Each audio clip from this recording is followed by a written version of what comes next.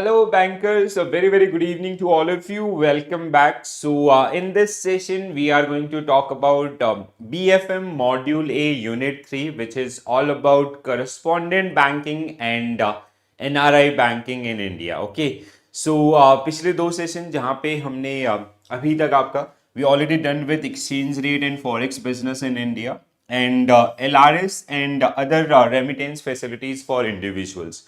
Okay, so today we will talk about correspondent banking and NRI accounts. So where we have different type of accounts like exchange earners, foreign currency account, Nostro, Vostro, Loro account, mirror account, NRE, NRO, FCNR, SNRR accounts. So these are the course content. Again. So let's have a look about these particular things. So basic introduction, then we have correspondent banking, Nostro, Vostro and Loro accounts. Electronic mode of transmission where we have SWIFT, CHIPS, CHAPS and RTGS.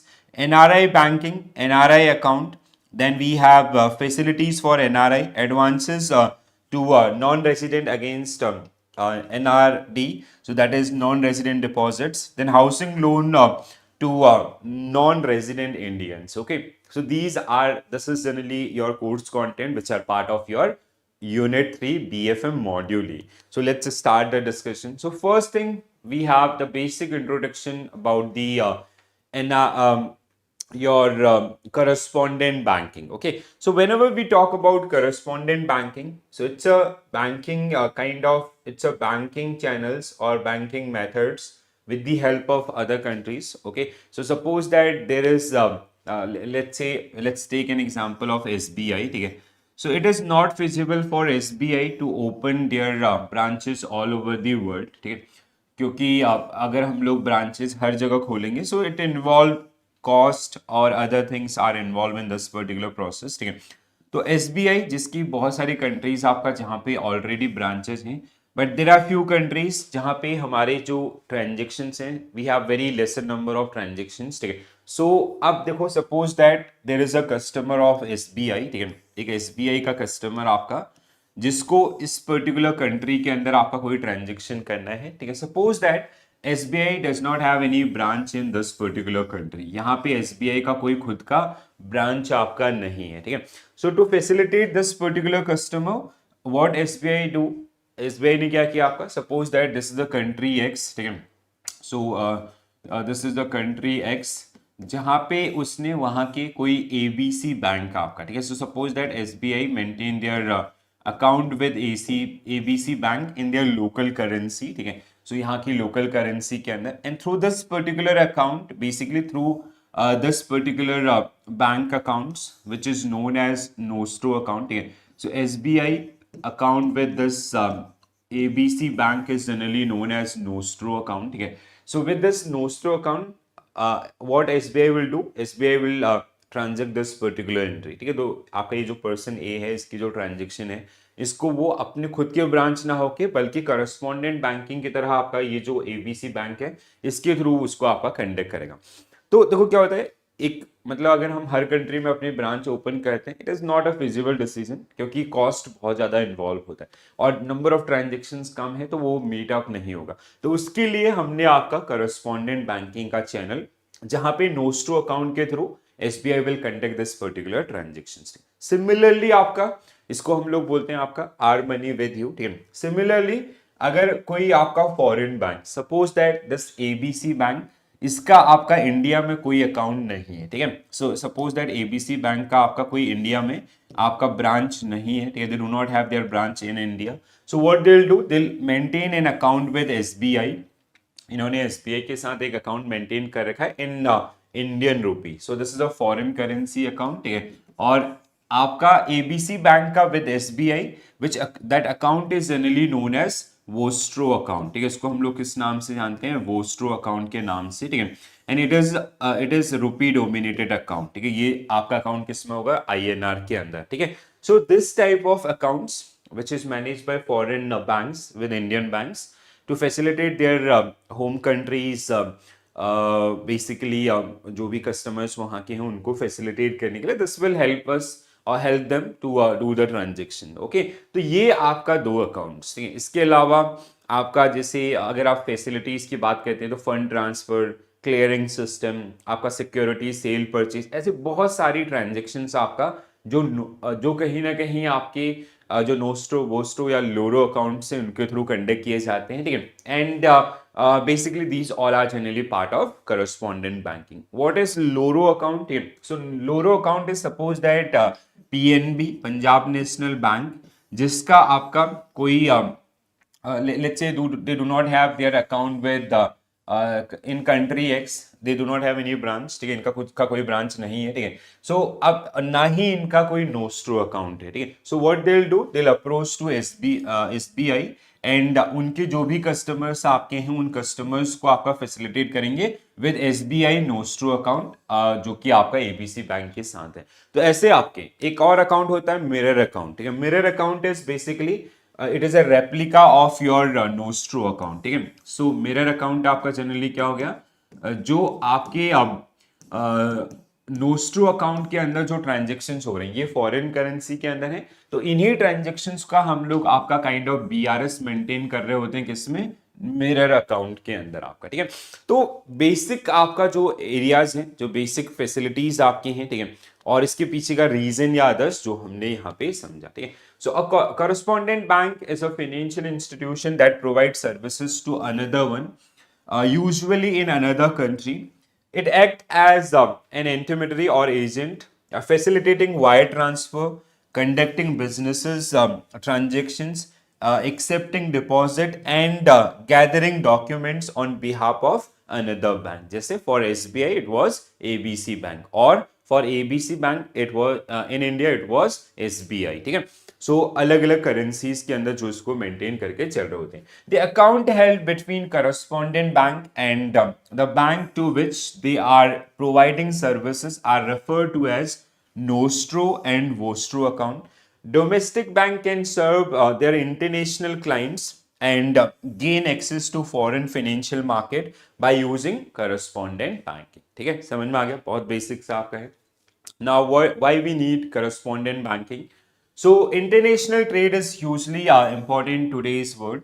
Nearly every single corporation and the person has global expansion aspirations for their operation, but this is not feasible without banking facilities. Similarly, it is impractical for each bank to establish a branch everywhere, ठीक है। जैसे हमने आपका SBI का example लिया था, ठीक है, बिकॉज ब्रांच ओपनिंग जिसके साथ बहुत सारी कॉस्ट आपका इन्वॉल्व होती है, ठीक है, वो रेगुलेटरी कॉस्ट हो या फिर आपका जो normal day to day functioning cost आपका हो, ठीक है। तो इसके लिए हमने आपका एक नया बिजनेस मॉडल डेवलप किया, that is known as correspondent banking.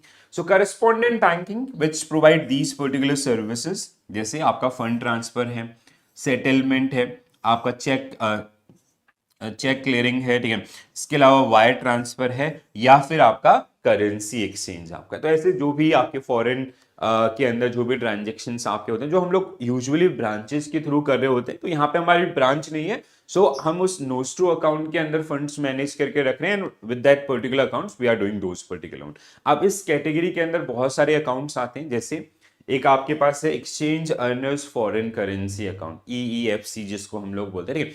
Authorise dealers के द्वारा इसको जनरली इस्तेमाल किया जाता है, they generally maintain this type of accounts with some other countries bank, and basically जो बार बार उनको आपका फॉरेक्स एक्सचेंज ना करना पड़े अदर्स, जिसके लिए इसका इस्तेमाल आपका किया जाता है, ठीक है। So exchange earner foreign currency account is an account maintain in foreign currency.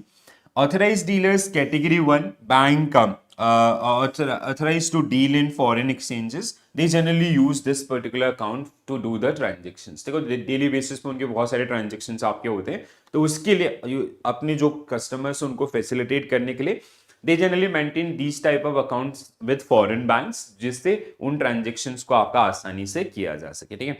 इसके अलावा तीन अकाउंट आपका जो आपने बहुत बार सुनोगे, दो जो सबसे ज्यादा यूज होते हैं, one is nostro, another one is vostro. Nostro account is our money with you, जैसे एसबीआई का account with ABC bank in country X, ठीक है, in their local currency. Vostro account is your money with us, so ABC bank account with SBI, in domestic currency INR, ठीक है. And Loro account is their money with them, ठीक है. तो PNB account with SBI to facilitate their customers in country X with ABC Bank, ठीक है, through ABC Bank. तो ये आपका जो रहेंगे, ठीक है. So अगर हम लोग बात करते हैं Nostro account का, ठीक है, so it is domestic bank का आपका, ठीक है, जैसे SBI अकाउंट विद आपका ABC bank in US, suppose that, ठीक है, यहाँ की कंट्री के अंदर आपका, ठीक है, इन डॉलर, ये किस में होगा, आपका डॉलर अकाउंट होगा, ठीक है. So our money with you और we are maintaining this particular account in US dollar, ठीक है, to facilitate our domestic customers जो भी एग्जिस्टिंग या अपकमिंग है, ठीक है. Vostro account is just opposite of this, your money with us. ABC bank account with SBI in Indian currency INR, ठीक है. Loro account is something where, जैसे हमने एग्जांपल लिया था पंजाब नेशनल बैंक का, ठीक है, PNB. Suppose that Punjab national bank का अकाउंट नहीं है कंट्री एक्स के अंदर, so they will do this particular transaction with the help of SBI's nostro account, ठीक है. तो ये 3 अकाउंट आपका जो इसमें देखने के लिए मिलेंगे. So a bank foreign currency account maintained by the domestic bank in foreign country and in the home currency of the country, जैसे आपका डॉलर के अंदर ABC was from US, तो US डॉलर के अंदर जो मेंटेन होगा. Vostro account, the local currency account means rupee dominated accounts आपका, ठीक है, maintained by foreign banks और branches in India, जैसे ABC का with SBI, ठीक है. Loro account, it is an account wherein a bank remit funds in foreign currency to another bank for credit to accounts of the third bank आपका, ठीक है, जैसे PNB, SBI and third bank is ABC bank आपका, इस तरीके से, ठीक है. तो आपके बुक के भी जो डेफिनेशन है वो सेम आपका उसी रो में आपको मिलेंगे, ठीक है. I will share this PDF, तो आप वहां से भी इनको भी गो थ्रू कर सकते हैं, ठीक है. सो जैसे नोस्ट्रो अकाउंट आपका, अ foreign currency account maintain by a bank in home country with the bank in host country, it means our account with you. So example SBI account with आपका city bank New York in dollar, ठीक है. Vostro account is a non resident bank maintaining N account with home country, जैसे आपका suppose that मतलब इसको हम लोग क्या बोलते हैं, your account with us. So American Express bank with SBI in Mumbai in rupee. Loro account is it refer account of another bank, their money with them, जिसको हम लोग बोलते हैं, ठीक है, जैसे Citibank referring to rupee accounts of American Express, जैसे हमने PNB SBI का एग्जांपल लिया था, वैसे ही वहां से भी हो सकता है Citibank, American Express, then आपका SBI. मिरर अकाउंट आपका क्या होता है, ठीक है. While a bank maintain nostro account with foreign banks, mostly in foreign currency, it has to keep a track of the account in the own books too. This is a reflection or shadow of the nostro account. The entries in the mirror account are used for the reconciliation of the entries in the nostro account. The mirror account is maintained in 2 currencies, one in which the foreign currency जैसे dollar and another one is home currency which is rupee in our case. तो ये आपके 4 type of accounts जो आपको यहाँ पे देखने के लिए मिलेंगे करस्पॉन्डेंट बैंकिंग के अंदर, ठीक है. आई होप समझ में आ गया, बहुत बेसिक है आपका, ठीक है. और ये फीचर्स आपको बिल्कुल क्लियरिटी होनी चाहिए इसके बीच में, ठीक है. और इनका मतलब जो अप्लाइड वर्जन आपका है जो एग्जामिनेशन में आपको टेस्ट किया जाएगा.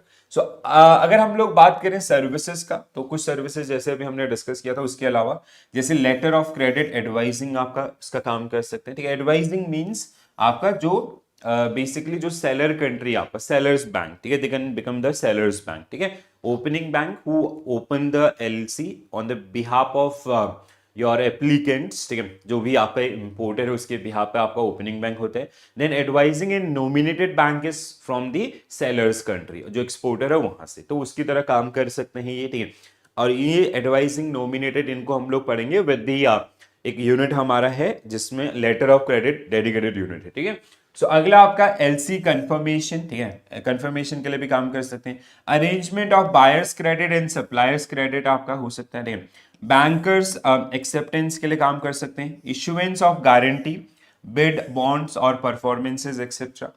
Foreign exchange services including derivative product, custodial services, trade referrals and credit reports in foreign parties, services related to investment of overnight surplus funds, short term deposit, other funds raising services like bonds, ADR, GDRs, training and seminars on various topic or on latest developments. Okay, so these are some major functions apart from the previous one, जैसे payment and settlement, fund transfer, remittances आपका, इसके अलावा जो भी हमने areas आपका discuss किए थे वो उनके अलावा आपका, ठीक है। तो ये आपका करस्पॉन्डेंट बैंकिंग, हाफ मार्क मतलब one question you can expect from correspondent banking. दूसरा आपका आता है इलेक्ट्रॉनिक मोड ऑफ पेमेंट्स, तो जिसमें हमारे पास बहुत सारे टूल्स हैं आपका, ठीक है। तो इसमें से कुछ टूल जो आपके कोर्स करिकुलम का पार्ट है, so we will go through these particular one by one. SWIFT आप लोगों ने सुना होगा, सबसे इंपॉर्टेंट भी है, ठीक है। CHIPS, CHAPS, Fedwire, targets, so these are the tools. Basically ये आपका मैसेजिंग टूल्स की तरह काम करते हैं, ठीक है। कोई भी ट्रांजेक्शन आपका होता है, खासकर क्रॉस बॉर्डर ट्रांजेक्शन, आपका फॉरेन रेमिटेंसेस जब आपकी होती हैं, ठीक है, तो उनको उन ट्रांजेक्शन्स को वेरीफाई करना और मैसेजेस डिलीवर करना, वो ट्रेड रिलेटेड हो या अदर्स आपका, ठीक है, तो वो काम करते हैं। जिसमें सबसे बड़ा ऑर्गेनाइजेशन है हमारा स्विफ्ट, ठीक है, society for world wide interbank financial telecommunication. It's a kind of cooperative institutions जिसके सबसे ज्यादा मेंबर कंट्रीज या मेंबर आपके जो बैंक्स हैं, इंस्टीट्यूशंस हैं वर्ल्ड में, ठीक है। ये जनरली आपका छोटी से छोटी ट्रांजेक्शन, बड़ी से बड़ी ट्रांजेक्शन, उनको सेफ एंड सिक्योर तरीके से आपका कंडक्ट करने में हेल्प करता है जितने भी आपके पार्टिसिपेंट्स हैं, राइट। तो इसके अलावा जैसे चिप्स है आपका अमेरिका से, फेडवायर अमेरिका से, चाप्स आपका यूके से, ये सब क्या है, generally focus on high value transactions, ठीक है। उनका जनरली मोटिव क्या है, पैसा कमाना, but this is for all, ठीक है। आपका सबसे इंपॉर्टेंट है आपका स्विफ्ट, ठीक है। सो स्विफ्ट आपका जैसे जॉन डोई आपका जैसे ओरिजिनेटिंग कस्टमर आपका है, ठीक है। सो इसने आपका एक किसी फॉरेक्स से आपका ट्रेडिंग करवाया, ठीक है, एंड दिस इट इज आपका इंडसइंड बैंक के अंदर आता है। देन MT-103 जो पेमेंट मैसेज है वो आपका रिलीज होगा to the Royal Bank of Canada, क्योंकि कस्टमर कहां से है, कनाडा से, ठीक है। देन आपका new MT-103 payment message to Citibank Canada, जिसमें आपका अकाउंट है किसका, जो भी बेनिफिशियरी है, then they will pass on to this, ठीक है। तो ये जो आपके प्रोसेसिंग आपकी होती है या जो इस दौरान जो मैसेजिंग आपकी होती है, verification and messaging, that is generally done by the SWIFT organisation, not only SWIFT, जितने भी अदर ये सारे आपके हैं, ठीक है। So, Society for Worldwide Interbank Financial Telecommunication is a member-owned cooperative that provides safe and secure financial transactions for its member countries or members, institutions. SWIFT is the fastest and most secure mode of transmission of financial messaging between bank and institutions. Customer can send money from any part of the world through SWIFT. It is the most popular mode of money transfer in the world. To facilitate remittances through SWIFT, bank has correspondent banking relationship with all major bank in the world, ठीक है। तो यहाँ पे भी correspondent banking के इस्तेमाल करते हुए हम लोग आपका ये ट्रांजेक्शन या इवन जो आपके ब्रांचेस हैं उनके थ्रू भी आपका जो ट्रांजेक्शन होगा, ठीक है। तो यहाँ पे जैसे अगर हम लोग आपका जैसे एक टर्म आप लोगों ने बहुत बार सुना होगा IFSC, Indian financial system code, जैसे विद इन कंट्री आपका जो रेमिटेंसेस होते हैं, तो जब भी हम आप फंड ट्रांसफर होते हैं, तो जब भी हम लोग आपका किसी पेई को ऐड कर रहे होते हैं, so for verification purpose we will be requiring that IFSC code, ठीक है। वैसे ही आपका सेम यहाँ पे भी we have SWIFT BIC code, bank identifier code, which is again 8 और 11 डिजिट कोड। जैसे IFSC हमारा 11 डिजिट कोड होता है, ये आपका 8 और 11। वाई 8 और 11, ठीक है। 8 कैरेक्टर आर मैंडेटरी, जो 3 कैरेक्टर है they are optional, but most of time you'll see अगर आप बैंक्स के कोड को देखेंगे, so there are always 11 digit code, ठीक है। So SWIFT work by assigning each member institution a unique ID code which is known as BIC member for identifies the bank name and country and city and branch code. तो जिसमें first 4 digit आपका bank name जैसे SBIN, ठीक है। Then आपका country code जैसे India IN, ठीक है। सिटी कोड आपका suppose that Mumbai MM, and then आपका ब्रांच कोड, ठीक है। इट कैन बी लाइक जैसे लास्ट 3 डिजिट आपका 1 2 3 ऐसा कुछ भी आपको कोड देखने के लिए मिलेगा, ठीक है। So first 4 character which is आपका इंस्टीट्यूट कोड, जैसे SBI का हमने एग्जांपल लिया, जैसे यहाँ पे एक बैंक है यूनिक्रेडिट बैंक का, so it is UNCR। Next 2 character is country code, जिसमें आपका क्या आएगा, जैसे इटली का बैंक है तो IT, इंडिया का आपका IN। नेक्स्ट 2 कैरेक्टर आपका दी लोकेशन और सिटी कोड, जैसे मिलान है तो MN, MM है यहाँ का कोड, तो जैसे मुंबई भी MM आपका नेम, या DU दिल्ली के लिए। So last 3 character optional, but organisation use them to assign code to individual branches, ठीक है, तो किस ब्रांच से ट्रांजेक्शन हुई है वो, ठीक है।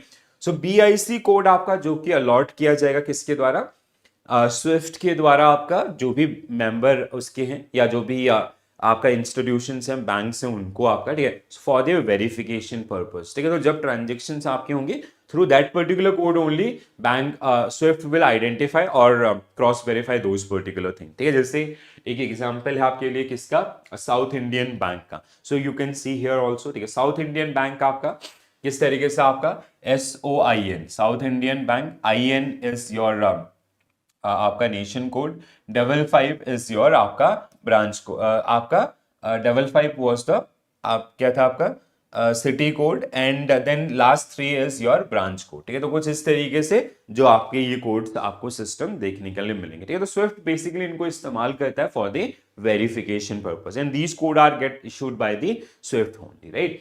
So Swift provide the following services over a secured network। तो क्या क्या सर्विसेज आपका इसमें आती हैं, तो सारे एरियाज आपका, जैसे messaging solution for banking and payments, ठीक है, जो नॉर्मल रेमिटेंसेस हो रहे हैं वो। So inter bank payment, corporate services, cash management and compliances, thereby mitigating operational and compliance risk. Trade finance messaging solution whereby bank benefit from the efficiency and reliability of global standard messaging and electronic matching across the spectrum of trade and supply chain। जैसे हमारे होते हैं ना, जैसे for LC we have आपका जैसे that is code, ठीक है, UIC कोड आपका 600 जो आपके लगते हैं, ठीक है, सो that is generally part of this one, ठीक है। सिक्योरिटीज आपका UCP 600 आपका, ठीक है। सो सिक्योरिटीज आपका messages, standard and solution for the secured execution of confirmation, clearing and settlement across the transaction. जैसे कोई अगर आप ADR GDR या अदर्स कोई भी सिक्योरिटी बाय सेल हो रहा है। फॉरेक्स एंड ट्रेजरी आपका messages to facilitate foreign exchange and treasury messages, including third party access to CLS and Swift confirmation, okay। So these are the core areas or important functions which are generally performed by the Swift organization, ठीक है। अब ऐसे ही जैसे आपका Swift है, वैसे ही कुछ और फेमस है जिसमें चिप्स, चाप्स एंड फेडवायर्स आते हैं, ठीक है, जो आपके कोर्स करिकुलम का पार्ट है। यूजुअली वो आपको यही पूछता है कि कहाँ से हैं और किस मेथड पे काम करता है, तो थोड़ा सा इनको ध्यान रखें। सो चिप्स इज आपका जो US का है, ठीक है, सो ये आपका US से है।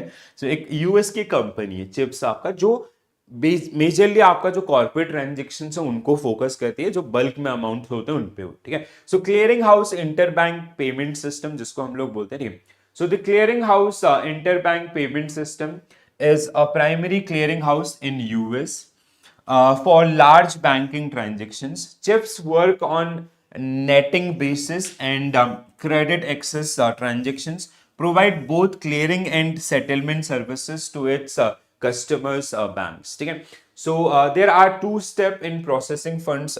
First one is clearing and settlement. Clearing is the transfer and confirmation of information between the payer और आपका पे, ठीक है। तो क्लियरिंग एंड सेटलमेंट, ठीक है, जैसे हम लोग सेटलमेंट वर्ड को बहुत पहले भी बहुत बार भी हमने इसके ऊपर डिस्कशन किया है, ठीक है। So first thing is clearing and second one is settlement, is kind of जहां पे बोथ अकाउंट्स इज गेटिंग, जो डेबिट होना वो डेबिट हो रहा है, क्रेडिट हो रहा है सेम टाइम पे आपका, ठीक है।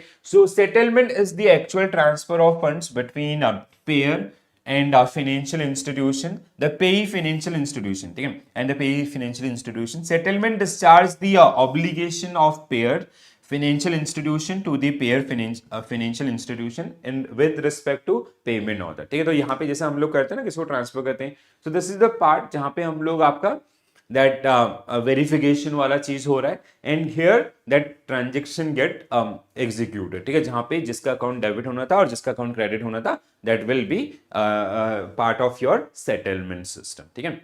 सो हाउ चिप्स वर्क, तो इसमें आपका कुछ इस तरीके से जो एरियाज है, बट इसका रिक्वायरमेंट आपका नहीं है। अगर आप देखेंगे भी, I share this particular PDF. So simple आपका जो सीक्वेंस है that is generally given in this particular. अगला हमारे पास है CHAPS. CHAPS is a system which is developed from by the UK, ठीक है। सो आपका यूके का ये सिस्टम है आपका, ठीक है। So clearing house automated payment system, जैसे चिप्स आपका है वैसे ही चार्प्स भी आपका काम करता है। इसका भी टारगेट आपके जो बल्क ट्रांजेक्शन है उनको फैसिलिटेट करने के लिए। So CHAPS is one of the largest high value payment system in the world, providing efficient settlement, risk free and irrevocable transactions. जैसे आपके किस में होते हैं, आपका आरटीजीएस में होते हैं। Both are work on irrevocable basis, ठीक है। तो जहां पे एक ट्रांजेक्शन एक बार हो गया, लाइक अगर वो मतलब सब कुछ डिटेल सही है, या तो सेम टाइम में वो क्रेडिट हो जाएगा या फिर सेम टाइम में आपका डिक्लाइन हो जाएगा, ठीक है। So there are over 30 direct participants and 5,000 financial institution that make CHAPS payments through one of the direct participants. Responsibility for CHAPS system transfer to bank of England in November 2017 आपका, ठीक है। तो इसका जो ओनरशिप है या इसकी जो इसको टेक केयर किया जाता है that is by the bank of England right now. So financial institution and some of the largest businesses use CHARPS to settle money market and foreign exchange transactions. So जिससे वो आपका timely और जल्दी basis पे हो जाए और जो क्लियरिंग का टाइमिंग है वो आपका कम हो जाए, ठीक है। So corporate use CHAP for high value and time sensitive payments such as supplier और अ पेमेंट ऑफ टैक्सेस, ठीक है। यहाँ पे जैसे हमने एक चीज समझी, एक पॉइंट यहाँ पे आपका मेंशन था कहीं पे, तो ठीक है। सो सॉरी आपका it is irrevocable payments, that means एक बार वो एग्जीक्यूट हो गया सो उसको आपका रोका नहीं जा सकता, ठीक है। That is the one. Chips से आप दोनों ही सेम मेथड पे काम करते हैं, ठीक है। और यहाँ पे जैसे जैसे आरटीजीएस का सिस्टम काम करता है ना कि आपका अगर वेरिफिकेशन करेगा सही है तो सेम टाइम पे आपका मतलब जो ग्रॉस बेसिस पे आपके ट्रांजेक्शन होते हैं वही यहाँ पे भी 1-to-1 सेटलमेंट्स काइंड ऑफ जो आपको देखने के लिए मिलेंगे, ठीक है। इंडिविजुअल में use CHARPS to buy high value items such as car or pay deposit for the houses, but usually these are generally used by the organizations, ठीक। अगला है आपका फेडवायर, जो अमेरिका का जो सेंट्रल बैंक है, the central bank, federal reserve bank जिसको हम लोग बोलते हैं, तो उसके द्वारा आपका स्टार्ट किया गया फेडवायर आपका, ठीक है। सो ये इसका आपका फेडवायर्स का जो सिस्टम है किस तरीके से काम करता है, सिंपल एज दैट, जैसे ये लोग आपके काम करते हैं वैसे ही।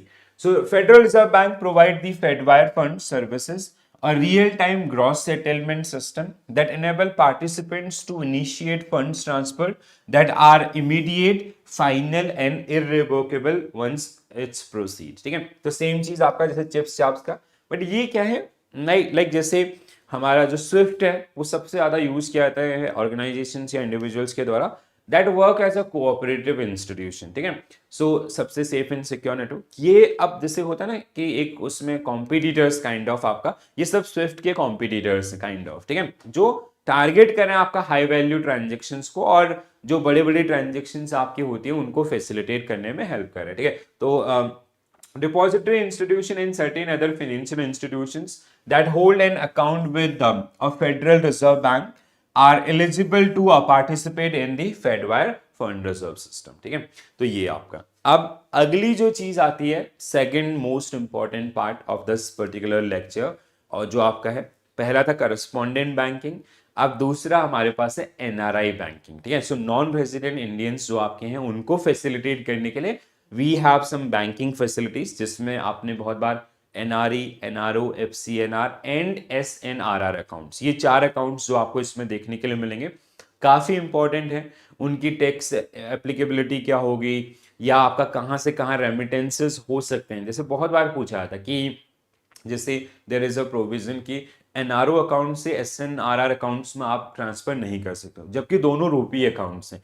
एनआरओ अकाउंट जिसमें उसकी लोकल अर्निंग हो रही है जैसे rental income and others, SNRR accounts NRI का कोई बिजनेस इंटरेस्ट, कोई बिजनेस हो इंडिया में कर रहा है, वहां पे भी इंडिया में आपका, ठीक है। सो दोनों ही आपका टैक्सेबल होंगे इंडिया के अंदर। NRE accounts, NRE and FCNR से अकाउंट ट्रांसफर हो सकते हैं, फंड ट्रांसफर हो सकते हैं किसमें, आपका एसएनआरआर अकाउंट्स के अंदर for business purposes, but NRO से नहीं हो सकते। एनआरई और एफसीएनआर के ऊपर जो टैक्सेस होंगे that will be in the home country जहां पे वो अभी रह रहा है। तो ये सारे प्रोविजन छोटे छोटे लाइनर्स या अदर्स जो एग्जामिनेशंस में आपको देखने के लिए मिलेंगे। तो आइए समझते हैं। उससे पहले हम लोग सबसे पहले ये समझेंगे कि आपका रेजिडेंट और एनआरआई इनके ऊपर भी काफी बार क्वेश्चन पूछा जाता है, वो होते क्या है, ठीक है।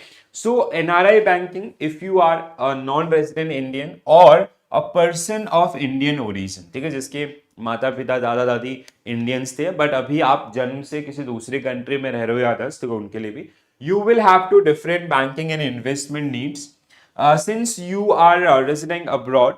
Most of your income and saving will be in foreign denominations like dollar, आपका euros and etc. As such, you might need an account that would suit to your requirements also. ठीक है? So in India there are three type of accounts majorly for the individuals, and for individuals who have business interest we have one another account, that is आपका SNRR account. बहुत important है, मैं बार बार इसलिए highlight करूं क्योंकि examination में बहुत बार पूछा जाता है, ठीक है। So NRE account, we have NRO accounts and we have FCNR accounts, ठीक है। सो ये तीन अकाउंट्स आपका जो बहुत बार आपने देखे होंगे, बट उनसे पहले आपका NRI का डेफिनेशन या जो अदर एरियाज हैं उनको आपका डिस्कस करते हैं। So please pay your attention. So the meaning of non resident Indian need to be understand both from the point of view of Income Tax Act 1961 and आपका FEMA foreign exchange management act 1999 है। अब देखो यहाँ पे क्या होता है, मतलब हम अगर इनकम बेसिस पे करें तो इनकम टैक्स एक्ट को भी फॉलो करना होगा और फेमा एक्ट की आपका जो फॉरेक्स से रिलेटेड ट्रांजेक्शन हो, तो दो एक्ट आप करें। So section 6 of income tax act 1961 define a non-resident Indian based on the number of days a person stay outside India, ठीक है। तो एनआरआई कौन होगा कि मतलब section 6 of the income tax act 1961 जहां पे बोला गया कि अगर एक रेजिडेंट इंडियन आपका अगर इतने दिन से ज्यादा आपका इंडिया से बाहर रहता है या विद इन इतने दिन आपका इंडिया में रहता है, तो कब वो रेजिडेंट होगा, कब आपका नॉन रेजिडेंट होगा, ठीक है। तो उसके हिसाब से उसके ऊपर टैक्स की एप्लीकेबिलिटी आपका बनाई जाएगी, ठीक है। सो जैसे रेजिडेंट कौन होंगे, सबसे पहले इसके बारे में बात कर लेते हैं। If an individual is in India at least 182 days, ठीक है, ये आपका सेक्शन 6, ये डेफिनेशन किसके हिसाब से, सेक्शन 6 इनकम टैक्स एक्ट 1961, ठीक है। So please do remember this one, ठीक है। रेजिडेंट कौन होंगे, वो आपका फाइनेंशियल ईयर के अंदर आपका 182 डेज आपका रहा है, ठीक है। So in the preceding financial year, sorry, ठीक है। अब जैसे current financial year is suppose that 2024-25, ठीक है, तो ये आपका करंट है, this is your current financial year, ठीक है, करंट आपका फाइनेंशियल ईयर। प्रीसीडिंग मींस आपका प्रीसीडिंग फाइनेंशियल ईयर का मतलब यहाँ पे फाइनेंशियल ईयर 2023-24। तो अगर इस आपका इस प्रीसीडिंग फाइनेंशियल ईयर के अंदर वो 182 डेज आपका इंडिया में रहा या इससे ज्यादा आपका इंडिया में रहा है, so he will be categorised as resident, ठीक है। एक आपका ये है, और ये है आपका और, ठीक है। यहाँ पे कई बार क्वेश्चन पूछता जाता है आपका एंड और के उसमें, ठीक है। तो एक तो आप या तो इसके हिसाब से, दूसरा if an individual in India for at least 365 days in last 4 financial year, ठीक है। तो लास्ट 4 फाइनेंशियल ईयर मींस आपका 23-24, ठीक है, प्लस मतलब 364 डेज वाला क्या होगा आपका फाइनेंशियल ईयर 2023-24, ठीक है। इसके पहले आपका 22-23, आपका 21-22 एंड आपका 2021। तो ये 4 फाइनेंशियल ईयर में अगर वो 365 दिन इंडिया में रहा है तो भी वो आपका क्या कहलाएगा, रेजिडेंट आपका कहलाएगा। सो दिस कंटेंट ये आपका, अगर आप अपनी मैकमिलन की बुक खोलेंगे तो वहां पे थोड़ा सा मतलब पुराना डेट के हिसाब से इसको एक्सप्लेन किया गया क्योंकि बुक प्रिंटिंग पहले का था, ठीक है। तो उसी को आप इस तरीके से भी आपका रिलेट कर सकते हैं, अंडरस्टूड, ठीक है। तो ये दो कंडीशन आपका फॉर रेजिडेंट, ठीक है, जैसे हम लोग हैं। अब नॉन रेजिडेंट के ऊपर आते हैं, ठीक है। अब नॉन रेजिडेंट पे दे अगेन बहुत सारे इफ एंड बट्स, बहुत सारे गाइडलाइंस आपको मिलेंगे, ठीक है। So individual not satisfying the condition A and B, ठीक है। A and B means preceding financial year के अंदर आपका 182 डेज आपका इंडिया में नहीं था, दूसरा आपका लास्ट 4 फाइनेंशियल ईयर के अंदर 364 डेज से वो आपका कम इंडिया में रहा है, तो वो आपका क्या हो जाएगा, अगर उस कंडीशन में मतलब ये दो कंडीशन अगर फुलफिल नहीं करता, ना तो ये ना तो ये, तो वो क्या होगा आपका एनआरआई कहलाएगा, ठीक है। सो एनआरआई आपका, इसके अलावा भी कुछ और चीजें, जैसे if an individual in India for at least 120 days, ठीक है, 120 दिनों के लिए इंडिया में रहा है आपका, ठीक है, as compare to the previous one is 182 days. पहले ये 182 दिन हुआ करता था 1920 जब इसको आपका चेंज किया गया, ठीक है। In the previous financial year, sorry not 1920, there was a legislation जब इसको चेंज किया गया था। पहले ये आपका 182 डेज होता था, अभी इसको आपका 120 डेज किया गया। जैसे मतलब प्रीवियस मींस आपका अगेन फाइनेंशियल ईयर 2023-24, ठीक है। तो जहां पे वो आपका 120 दिन से कम रहा है, ठीक है, आपका, ठीक है। Individual in, sorry, if an individual is in India for at least 120 days, ठीक है, तो ये आपका यहाँ पे 120 दिन आपका रहा है, पहली चीज, ठीक है, 180 days. Second, state in India for at least 365 और मोर इन लास्ट आपका 4 फाइनेंशियल ईयर, ठीक है। तो लास्ट 4 फाइनेंशियल ईयर आपका, जैसे मतलब जैसे 2023 आपका 24, सॉरी 22, आपका 21 और 20, इन चार में वो कितना रहा है, प्लस आपका क्या हो गया, प्लस 365 डेज, ठीक है, 365 डेज आपका, ठीक है।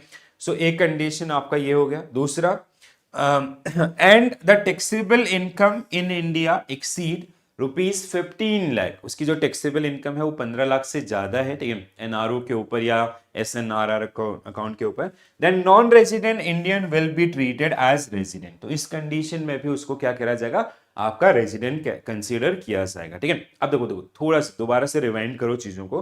पहले ये दो कंडीशन है जो आपका नॉन रेजिडेंट बोलते हैं। अब दूसरी कंडीशन में क्या बोल रहा है वो, ठीक है, कि यहाँ पे जैसे 180 डेज था, 182 डेज था, उसको उसने कितना करा आपका आपका 20 डेज। वो बोल रहा है कि अगर 120 डेज आपका पिछले फाइनेंशियल ईयर मतलब 23-24 में वो आपका 120 डेज इंडिया में था, प्लस पिछले 4 आपका जो लास्ट 4 प्रीसीडिंग ईयर्स हैं, देखो उसमें वो 365 डेज इंडिया में था, और आपका उसकी जो इनकम आपकी थी दैट इज 15 लाख, ठीक है, जो टैक्सेबल इनकम है वो 15 लाख है, उससे ज्यादा है। So income tax will consider that person as a resident Indian आपका, ठीक है। तो उस पे जो टैक्स लगेगा वो आपका रेजिडेंट के हिसाब से लगेगा, ठीक है।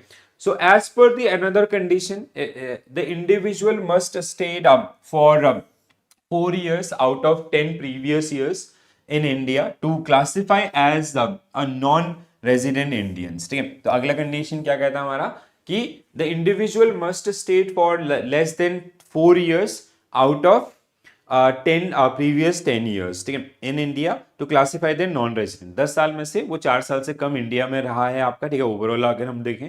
So this was a tweak introduce in the union budget 20, ये भी आपका 20 का ही वो था, ठीक है, ये जो चेंज था, ठीक है। Where by the earlier classification considered as 2 years instead of 4 years and 180 days आपका इंस्टेड ऑफ 120 डेज आपका, ठीक है। तो ये थोड़ा सा मतलब आप थोड़ा सा आपको इनको एक जगह पर लिख के पढ़ के समझना होगा, so that will give you more clarity, right. So इसके अलावा आपका अगर हम लोग कुछ और एरियाज की बात करें, जैसे डीम्ड रेजिडेंट, ठीक है, सो आपका the purpose for the income tax, ठीक है, यहाँ पे कौन, an NRI who is not a tax resident of any country and has more than 15 lakh income in India earned from the Indian sources, तो deemed resident के रूप में उसको आपका कंसीडर किया जाएगा। The status of deemed residency is applicable only for NRI who hold Indian citizenship and applicable to PIOs, ठीक है, not applicable to person with Indian origin, ठीक है। जो पर्सन विद इंडियन ओरिजिन है उनके लिए नहीं होगा, सिर्फ और सिर्फ आपका एनआरआईज के लिए जिनके पास इंडियन सिटीजनशिप है उनके लिए, ठीक है। So resident but ordinary resident RNOR, ठीक है, अगला जो कंडीशन है आपका। So resident but not ordinary resident, ठीक है, should have stayed outside India for 9 years out of last 10 years, ठीक है। सो 10 में से आपका 9 साल वो क्या रहे हैं, बाहर रहे हैं, ठीक है, पहला। और should have stayed in India for less than 730 days in last 7 financial year, or person with Indian origin or Indian citizen with more than 15 lakh income earned from Indian sources stayed in India for 120 days or more than a previous financial years 365 days or more in preceding last 4 financial years. Deemed resident more than 15 lakh income earn from the Indian sources, ठीक है। तो इनको हमने categorise किया आपका as a resident but not ordinary resident, ठीक है, तो इस कैटेगरी के अंदर। इसके अलावा as per FEMA 1999 non resident Indians are, तो अभी तक हमने जो सारे प्रोविजंस थे वो किसके थे, IT act section 6 of Indian आपका इनकम टैक्स एक्ट 1961, उसके हिसाब से एनआरआई और रेजिडेंट और नॉन रेजिडेंट। अब यहाँ पे ये प्रोविजन है किसके, आपका फेमा एक्ट के, फॉरेन एक्सचेंज मैनेजमेंट एक्ट। और person resident outside India who is citizen of India, ठीक है, तो कोई ऐसा आपका जो बाहर रह रहा है किसी दूसरे कंट्रीज में रह रहा है बट इंडियन सिटीजन है, so he will be categorise as आपका एनआरआई, ठीक है। सो उसको हम लोग आपका एनआरआई की तरह आपका कंसीडर करेंगे, फर्स्ट जो आपका रहेगा, ठीक है। दूसरा अगर हम लोग सेकंड की बात करें, ठीक है, Indian citizen who proceed abroad for employment और for carrying on business or vocations or for any other purpose in circumstances indicating indefinite period of stay outside India, ठीक है, तो इसको भी हम लोग नॉन रेजिडेंट पर्सन आपका एनआरआई की तरह ट्रीट करेंगे, जो एम्प्लॉयमेंट के लिए बाहर गए हुए हैं या अदर्स उस कैटेगरी में। Indian citizen working abroad on assignment with foreign government और गवर्नमेंट एजेंसीज और international organisation like IMF, World Bank and others, वो भी official of central and state government and public sector undertakings depute abroad on the assignment with foreign governments, agencies, organizations or posted to their own office including Indian diplomatic mission abroad, ठीक है। So a person resident outside India who is हमने थोड़ा सा आपका गड़बड़ किया था, ठीक है, who is citizen of India, ठीक है। तो जैसे ये कुछ एरियाज हैं आपका, ठीक है, जैसे लाइक हिल नॉट, मतलब यहाँ पे मतलब क्या है, जैसे let's say you are working with Ministry of External Affairs, you are posted in some other country, so you will be considered as आपका इंडियन सिटीजन, ठीक है। तो हम उनको क्या करेंगे, आपका इंडियन सिटीजन की तरह कंसीडर करेंगे। या जैसे कोई आईएमएफ, वर्ल्ड बैंक के अंदर आपका काम कर रहा है, या अगर कोई वर्क या अदर्स उन सब के लिए गया, so that is the one आपका, ठीक है। So please do remember this one, correct this. B आपका अगर हम लोग बात करें, अब इसके अलावा others are generally categorized as non-resident Indians, NRI. A person with Indian origin is one who is citizen of India, citizen of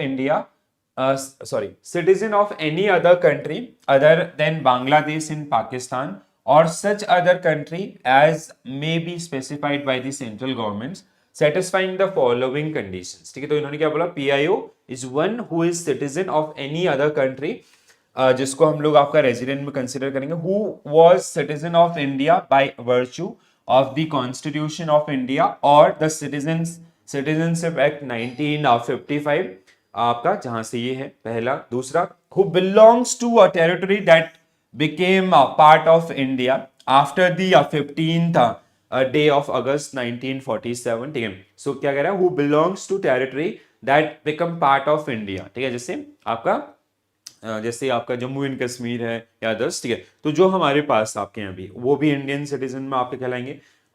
इसके अलावा हु इज अ चाइल्ड और ग्रैंड चाइल्ड और a great grand child of a citizen of India और of a person refer to in a clause A and B आपका, जो हमने पहले पढ़ा था। Who is a spouse of foreign origin of citizen of India और spouse of foreign origin of a person referred to a clause A, B and C आपका, ठीक है।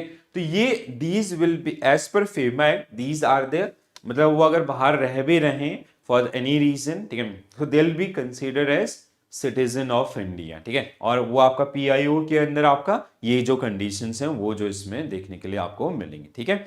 तो इसके लिए अब टाइप्स ऑफ एनआरआई अकाउंट, ठीक है, ये सबसे इंपॉर्टेंट पार्ट है एनआरओ बैंकिंग का। हाँ, ये भी कई बार वो आपको इस तरीके से पूछ लेता है, बहुत ज्यादा कंफ्यूजिंग होता है, सो आई विल सजेस्ट कि आप इनको एटलीस्ट कहीं पर नोट डाउन कर लीजिएगा, so that will help you, right. अब आते हैं सबसे इंपॉर्टेंट पार्ट पे एनआरआई बैंकिंग के, that is type of NRI account. So we have 4 type of accounts, one is NRE account, non resident external account, another one is NRO accounts, then आपका FCNR accounts and non resident rupee account, SNRR accounts, ठीक है। तो एक बार मैं जल्दी से इनको brief करता हूं। NRI account is, let's say there is a person called Mister Ram, ठीक है, so who is currently NRI, ठीक है। ये क्या है आपका, ये हमारी रूल्स के हिसाब से क्या है आपका एनआरआई, ठीक है, इनकम टैक्स एक्ट के हिसाब से या अदर्स भी एक्ट फेमा एक्ट के हिसाब से, ठीक है। ये क्या है, आपका एनआरआई है। So now if you want to avail banking services from Indian banks, so let's say he is living in US, ठीक है। राम आपका कहाँ पे रह रहा है, यूएस में रह रहा है, ठीक है। और इसकी अर्निंग किस में है, डॉलर में। He is earning suppose that $50,000 per month, ठीक है। 50,000 के डॉलर्स आपके पर मंथ के इसके अर्निंग है। अब इसने एक इंडियन बैंक का आपका या आपके बैंक के साथ एक अकाउंट ओपन किया, जहां पे ये जो फॉरेन करेंसी आपका, ठीक है, यहाँ की जो अर्निंग है, जो यूएस की अर्निंग है, उसको ये आपके साथ मेंटेन कर रहा है इन इंडियन रूपी। इट्स अ रूपी अकाउंट, ठीक है। तो देखो, राम की आपका जो यूएस की अर्निंग है, that he is maintaining with your bank. So your bank, अब मतलब वो आपका क्या हो रहा है, फॉरेन अर्निंग की बात हो रही है, ठीक है। सो ही नॉन रेजिडेंट एक्सटर्नल अकाउंट्स के नाम से हम लोग उसको रखेंगे, इट विल बी इन रूपी अकाउंट्स ओनली, ठीक है। दूसरा आपका एनआरओ अकाउंट्स, ठीक है। एनआरओ अकाउंट्स आपका क्या है, सपोज दैट राम का suppose that he own a house in India, ठीक है। राम का एक घर है इंडिया में, and from this he is getting rent suppose that rupees 1 lakh per month, ठीक है। सो 1 लाख पर मंथ का इसको रेंट मिल रहा है। So to maintain this particular income, उसने आपके बैंक के साथ अकाउंट ओपन किया, that account is known as NRO account, ठीक है। Non resident ordinary account, again it is a rupee account, ठीक है। ये भी आपका रूपी डिनोमिनेटेड अकाउंट है, ठीक है। तीसरा आपका foreign currency non resident account, FCNR account, ठीक है। Suppose that Ram has some saving, इसके पास आपका कुछ सेविंग्स थी, ठीक है। सपोज दैट इसकी सेविंग्स में आपका $1 लाख इसके पास थे, ठीक है, ठीक है। $1 लाख इसके पास आपके थे, तो इसने आपके बैंक के साथ एक FD खुलाया, ठीक है। एक kind of FCNR is equal to FD, आपका फिक्स डिपॉजिट की तरह ही आपका ये काम करता है, but it is in foreign currency, ठीक है। ये किस में होगा, आपका फॉरेन करेंसी डिनोमिनेटेड अकाउंट होगा, ठीक है। तो ये आपका FCNR अकाउंट। अब अगला SNRR account, special non resident accounts, ठीक है। इट इज जैसे Ram is running some business interest in India, जैसे ये आपका आपका राम एंटरप्राइज इंडिया में चला रहा है, ठीक है। सो एक बिजनेस भी आपका चला रहा है। So to maintain other transactions और जो भी एक्टिविटीज आपकी हो रही हैं, वहां पे इसने फंड ट्रांसफर करेगा कहां से, आपका या तो यहां से या फिर आपका यहां से। दीज आर टू अकाउंट्स जिससे ये आपका यहां पे कर सकता है। And the age of this particular account is 7 years only, ठीक है। 7 साल तक आपका ये इसको रन कर सकता है, चला सकता है, ठीक है, एज पर दी SNR अकाउंट रूल्स, ठीक है। तो SNRR अकाउंट्स, अब देखो ये इट्स अ रूपी डोमिनेटेड अकाउंट, ठीक है। ये आपका किसमें है, रूपी डोमिनेटेड अकाउंट्स है। एंड यहाँ पे जो ट्रांजेक्शन्स आपके हो सकते हैं, ठीक है, वो ट्रांजेक्शन कहां से हो सकते हैं, मतलब Ram can transfer money from NRE and FCNR accounts to your to his SNRR accounts, ठीक है। He can not remit money from NRO account to SNRR account, पहली चीज। दूसरा, टैक्स की अगर हम लोग बात करते हैं, ये आपका टैक्स कहां पे होगा, उसकी होम कंट्री यूएस में, इस पे टैक्स आपका होम कंट्री यूएस में, ठीक है। एनआरओ अकाउंट्स इन आपका SNRR अकाउंट्स के अंदर जो टैक्स एप्लीकेबिलिटी होगी, that will be as per Indian और इनकम टैक्स एक्ट 1961, तो इसमें वो इंडिया में टैक्स पे करेगा, ठीक है। तो ये कुछ चीजें हैं जो आपको ध्यान रखनी है। कई बार वो आपको इन्हीं से रिलेटेड, मतलब मोस्ट ऑफ टाइम, कई बार नहीं, most of time they ask you the feature और आपका अमाउंट रेमिटेंसेस, ठीक है। सो ये जो सारी चीजें हैं जो आपको वहां पे देखने के लिए मिलेंगी, ठीक है। और इवन आपका पेट्रिएशन एंड रीपेट्रिएशन बेसिस, आपका जैसे ये इनकम आपका है जनरली, ये इट इज फुली पेट्रिएशन बेसिस, मतलब इस पैसे को वापस ले जा सकता है, इस पैसे को वापस ले जा सकता है, ठीक है। आपका इस पैसे और इसमें इसमें आपका कुछ लिमिट्स होंगे, इसमें कुछ आपका लिमिट्स होंगे, ठीक है। चलो, तो पहला आपका NRE account. NRE accounts can be open and maintain by NRI with earning originating from the perspective individuals country of the residence, ठीक है। जैसे राम जो आपका कहाँ पे रह रहा था, यूएस के अंदर, but shall be held in Indian denomination, मतलब INR के अंदर। तो it is Ram income from US and he is maintaining NRE account with your bank in INR rupees के अंदर। NRO account can be opened with income earned from within India and shall be held in the deposit account in an INR denominations. The source of income can either be rent, dividend or any other source. ठीक है, तो उसकी जैसे हमारी rental income थी।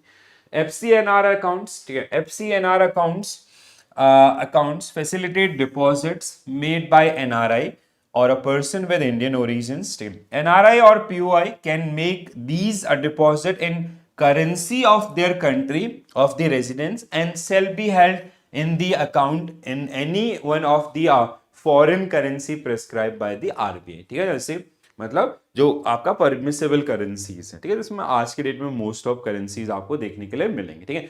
तो वो जो फॉरेन की अर्निंग है उसको एज अ एफडी की तरह वो हमारे साथ मेंटेन करें। अब आता है आपका SNRR अकाउंट, बहुत important guys, please pay your attention, ठीक है, अच्छे से सुनिएगा, ठीक है। सो SNRR अकाउंट्स, तो यहाँ पे जो कंडीशंस आपकी हैं वो क्या क्या हैं। So any person resident outside India, that means NRI, who has a business interest in India may open special non-resident rupee accounts with an authorized dealers bank to carry out genuine transaction in rupee that do not violate the provision of the act, rule and regulation made thereunder, ठीक है। तो ये आपका रहेगा पहला।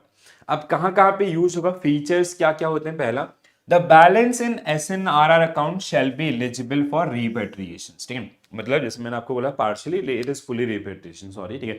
तो मतलब जो उसने वहां पे ट्रांसफर किया, बिकॉज यहाँ पे पैसा कहां से आ रहा है, आपका NRE और FCNR अकाउंट्स आ रहा है, ठीक है। सो इट इज, ये दोनों भी आपका रिपेट्रिएशन पे काम करते हैं, so it is also on repatriation basis. Means जो आपका राम है वो उस पैसे को निकाल करके यूएस वापस ले जा सकता है एनी टाइम, ठीक है। पहली चीज, transfer from any NRO accounts to SNRR account are prohibited, ये चीज मैं आपको बोल रहा था, ठीक है। You can not remit money in your SNRR accounts from your NRO accounts, you can from NRE and FCNR, ध्यान रखें इन बातों का, ठीक है, बहुत इंपॉर्टेंट है। All transaction in SNRR account will be subject to payment of applicable taxes in India because he is running that business in India. तो जो income tax laws है वो लागू होगा। SNRR account may be designated as resident rupee account or the account when the account holders becoming a resident। अब जो राम आपका NRI था, 2 साल बाद वो इंडिया में आ गया, परमानेंट रेजिडेंट हो गया, तो ये आपका रुपी अकाउंट्स के अंदर कन्वर्ट हो जाएगा। Opening SNRR account by Pakistanis and Bangladeshis nationals and entities incorporated in Pakistan and Bangladesh is subject to RBI permission। तो अगर कोई पाकिस्तान या बांग्लादेश से आपका इंडिया में SNRR अकाउंट ओपन करा है, so they have to take prior approval from RBI, ठीक है। इसके अलावा SNRR account can not be held more than 7 years। After 7 years from the date of account opening, no operation are permitted in the account itself, ठीक है। तो ये कुछ बातें आपका जो बिल्कुल आपको बहुत ही अच्छे ढंग से याद रख लेनी है, क्योंकि इन्हीं के बीच में लाइक पिछले 2 एग्जामिनेशन में बार बार वो ये आपका करस्पॉन्डेंट सॉरी NRI बैंकिंग के ऊपर क्वेश्चन पूछता आ रहा है और हर साल पूछता है, ठीक है। तो थोड़ा सा आपको यहाँ पे ध्यान रखना है, ठीक है। चलो, सो फैसिलिटीज टू NRI, थोड़ा सा फैसिलिटीज एंड पार्ट आपका। NRI can freely invest in shares and securities of Indian companies on repatriation basis or non repatriation basis, ठीक है। repatriation and non repatriation means जहां पे जैसे Ram was our NRI, repatriation means वो पैसा वापस अपनी कंट्री ले जा सकता है, non repatriation में there are some restrictions आपका, ठीक है।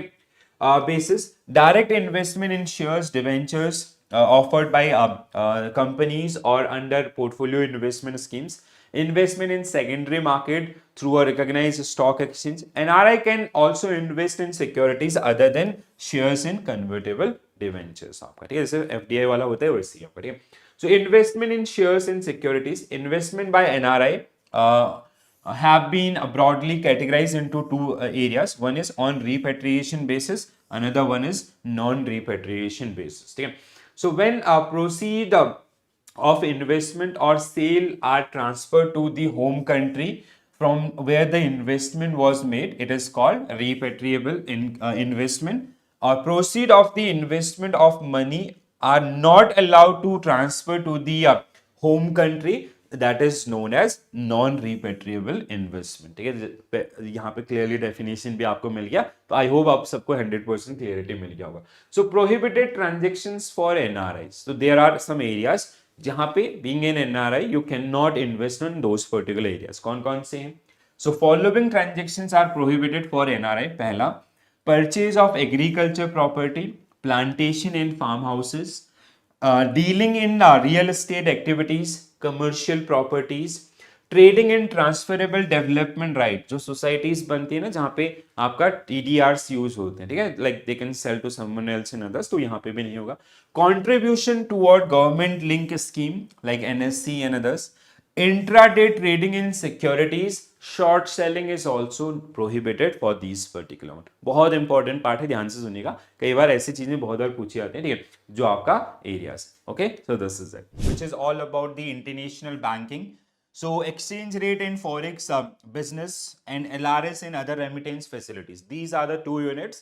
So where we already done with the concept classes as well as the case studies. Now today we will be talking around the correspondent banking and NRI banking. Okay. So let's have a quick look about the course content, guys. So first one, what is correspondent banking? Accounts and other services. Nostro, Vostro and Loro accounts, which generally comes under the purview of correspondent banking. Electronic mode of transactions, SWIFT, CHIPS, CHAPS, RTGS. Then we have NRI banking, NRI accounts, rupee and foreign currency account, facilities to NRI, advances to NRI against NRD, non-resident deposits, housing loan to non-resident Indians. Okay, so almost all the subunits of this particular subtopic of this particular unit are very important here, especially these three type of accounts.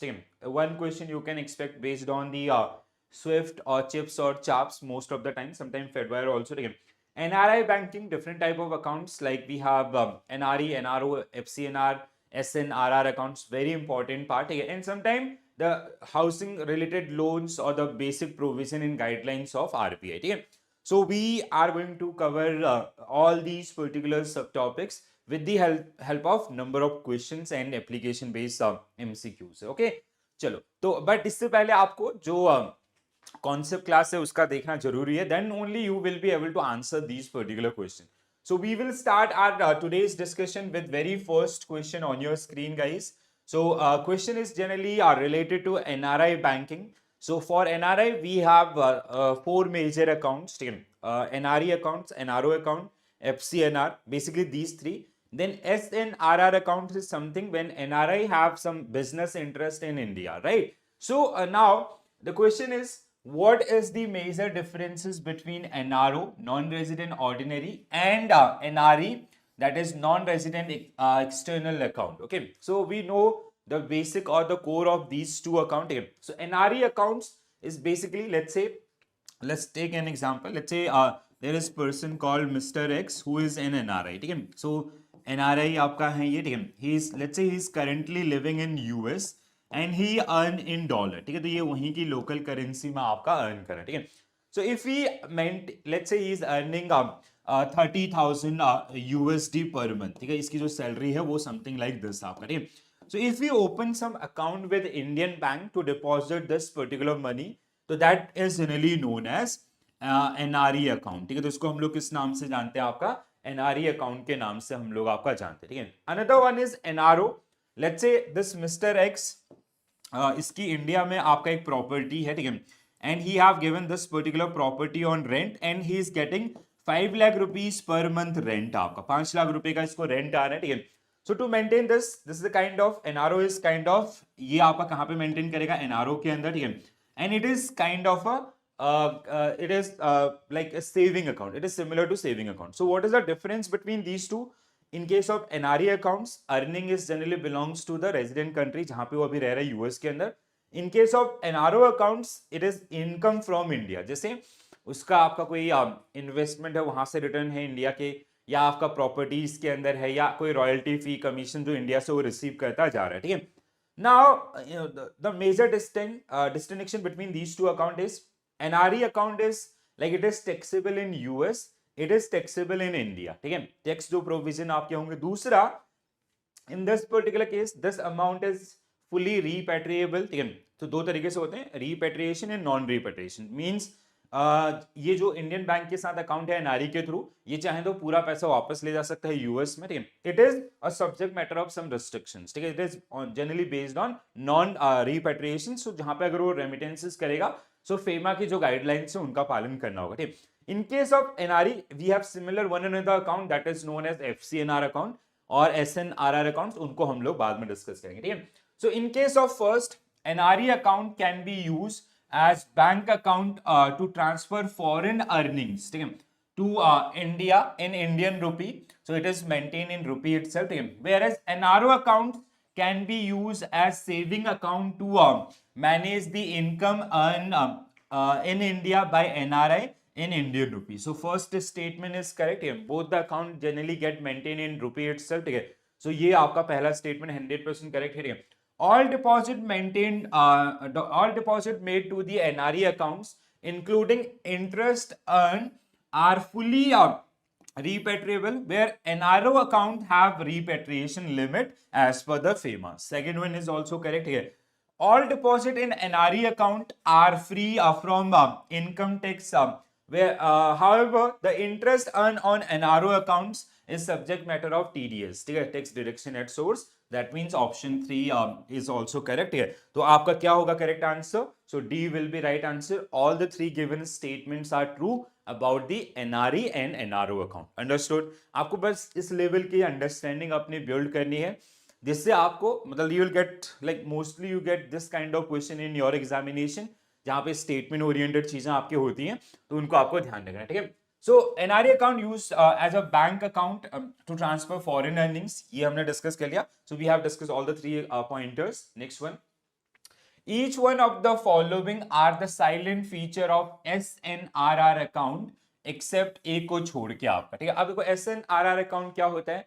This is an accounts, let's say in our case Mr. X, ठीक है, जो Mr. X आपके थे, ठीक है, he is an NRI, he is currently living in US, ठीक है, ये आपका अमेरिका में रह रहा है, ठीक है. Suppose that he has some business interest in India, ठीक है. अब ये इंडिया में कोई आपका he is running some XYZ Limited in India. So इसकी जो transactions हैं या इसमें जो fundings आपकी हो रही है वो किसके थ्रू होगी आपका X can transfer money in आपका XYZ Limited through NRE and FCNR account, ठीक है, FCNR account, ठीक है, ये FD की तरह आपका होता है but in foreign currency. So he cannot remit money from the NRO account क्योंकि वो इंडिया की अर्निंग है. तो ये जो फॉरेन अर्निंग है उसको अगर वो XYZ में लगा रहा है और कहीं ना कहीं जो सारी ट्रांजेक्शंस हैं उन वो फेयर तरीके से उनको मैनेज करने के लिए we have one account that is known as SNRR account and the validity of this particular account is 7 years, ठीक है.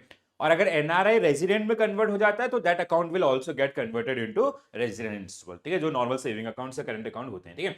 So the balance in SNRR account shall be eligible for repatriation. बिल्कुल सही है. क्यों सही है?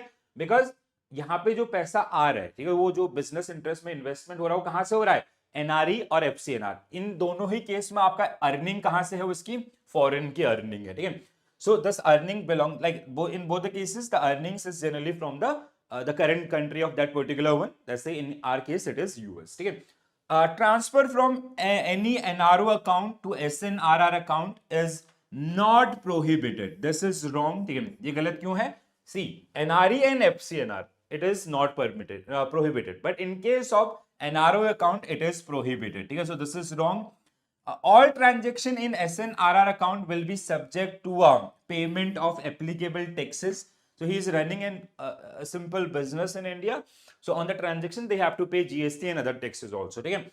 SNRR account will be designated as resident rupee account on the account holders becoming resident. This is also true. So we have to find out the wrong statement. So which statement is wrong? So what will be our correct answer? B. Why B is wrong? क्योंकि हमने इसका जो pointers है वो आपका समझ लिया, ठीक है. So these are the features are very important, guys.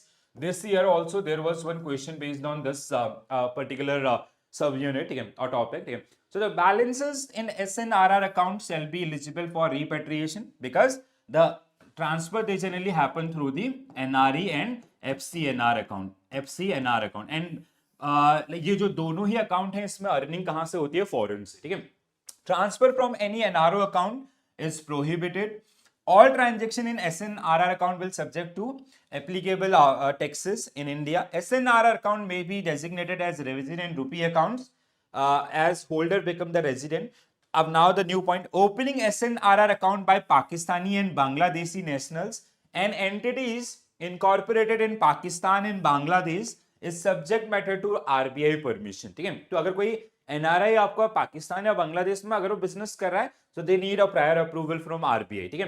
दूसरा, the SNRR account cannot be held more than 7 years. This was the point जो इस बार आपका पूछा गया था, ठीक है। After 7 years from the date of account opening, no operations are permitted in these type of accounts, ठीक है। Understood? आगे बढ़ते हैं। Which of the following factor is the least likely to impact the operational efficiency of the correspondent banking relationships? Now what is correspondent bank? ठीक है, so correspondent bank क्या होते हैं ये समझ में आता है, ठीक है, like what, how they generally work, ठीक है। So let's say there is a bank, basically what is correspondent bank, ठीक है। तो correspondent banking का जो business है वो कैसे काम करता है? Let's say there is a bank from India, let's say it is ये है हमारा आपका SBI, State Bank of India, ठीक है। So now it is like, अब SBI का it is not feasible for SBI to open branches in all over the world, ठीक है। सो हर एक कंट्री के अंदर आपका ब्रांचेस ओपन करना ये आपका कहीं ना कहीं एक सही डिसीजन नहीं होता, because like let's say we have very least customer from these particular countries, या हमारे जो एग्जिस्टिंग कस्टमर हैं they have very less number of transaction in these particular countries, but the concern is they have very like कुछ customer हैं जो आपका यहाँ पे ट्रांजेक्शन्स कर रहे होते हैं, ठीक है। So now to serve these particular customer, ठीक है, दो चांस हमारे पास थे SBI के पास, वन इज कि they open their branch in this country A, ठीक है। दूसरा आपका, अब ए में ओपन क्यों नहीं किया? If will open branch it involve lots of cost, बहुत सारी कॉस्ट होती है एक ब्रांच के साथ उसके मेंटेनेंस में, ठीक है। So what basically SBI did in this particular case कि आपका ये जो कंट्री ए है यहाँ का एक बैंक है, सपोज दैट ABC बैंक, ठीक है। So they maintain one account with, so SBI is maintaining one account with this ABC bank to facilitate their customers from India, ठीक है। जैसे एक मिस्टर एक्स आपका है, ठीक है, इंडिया का, जिसको कंट्री ए के अंदर आपका कोई ट्रांजेक्शन करना है, ठीक है। So what SBI will do, SBI help this mister X through the account with this ABC bank which is generally known as nostro account, ठीक है। इसको हम लोग क्या बोलते हैं आपका नोस्ट्रो अकाउंट। तो नोस्ट्रो अकाउंट के थ्रू हम इसको क्या कर रहे होते हैं, आपका हेल्प कर रहे होते हैं। This account of SBI with ABC bank will be managed in the local currency of this country A, ठीक है। कंट्री ए की जो करेंसी है, let's say it is country currency जी, तो इसके अंदर आपका ये मेंटेन, मतलब यहाँ की लोकल करेंसी में ये मेंटेन होगा। सिमिलरली वाइस वर्सा कि ABC का जैसे सेम फॉर ABC का ज्यादा बिजनेस है नहीं इंडिया, बट कुछ कस्टमर हैं जो कुछ फ्रीक्वेंसी में ट्रांजेक्शंस करते हैं, so they can maintain an account with Indian bank to facilitate those particular customer, and that account is generally known as vostro account, ठीक है। इसको हम लोग किस नाम से जानते हैं, आपका वोस्ट्रो अकाउंट के नाम से जानते हैं, ठीक है। एक और अकाउंट होता है आपका loro account. So what is loro account? So loro account is like basically जैसे ये होता है आपका नोस्ट्रो को हम लोग क्या बोलते हैं, आर मनी विद यू, ठीक है। सो आपका nostro account is basically our money with you, ठीक है, आर मनी विद यू। दूसरा आपका vostro account is your money with us, ठीक है। तीसरा आपका लोरो अकाउंट, ठीक है, your like their money with them, ठीक है। तो let's say there is one another bank PNB का, suppose that there is no branch in this country A and no nostro account in this particular country with this particular countries bank, ठीक है। इसका किसी भी bank के साथ कोई आपका नोस्ट्रो अकाउंट भी नहीं है या कोई भी करस्पॉन्डेंट बैंकिंग आपका नहीं है। Now there is one customer of आपका PNB, एक PNB का एक कस्टमर जिसने अप्रोच किया आपका कि they want to remit some money in country A. तो अब इस केस में what PNB will do, PNB will take help of SBI and through this SBI nostro account they'll conduct that particular transaction. So the relation between these two is generally known as loro account. One another account is there that is known as mirror account. Mirror account आपका क्या होता है? Basically it is a replica of your nostro account, ठीक है। It is called mirror account. So mirror account आपका generally क्या होगा, it is a kind of replica of this, ठीक है। जैसे ये हम आपका इसको फॉरेन करेंसी में मेंटेन कर रहे हैं, तो इसका जो ट्रांजेक्शन्स है उनको हम लोग रूपी के अंदर भी आपका सेम तरीके से, तो to for the reconcile purpose we generally keep this particular account, ठीक है। तो अब आते हैं क्वेश्चन के ऊपर। So which of the following factor is the least likely to impact the operational efficiency of a correspondent banking relationship?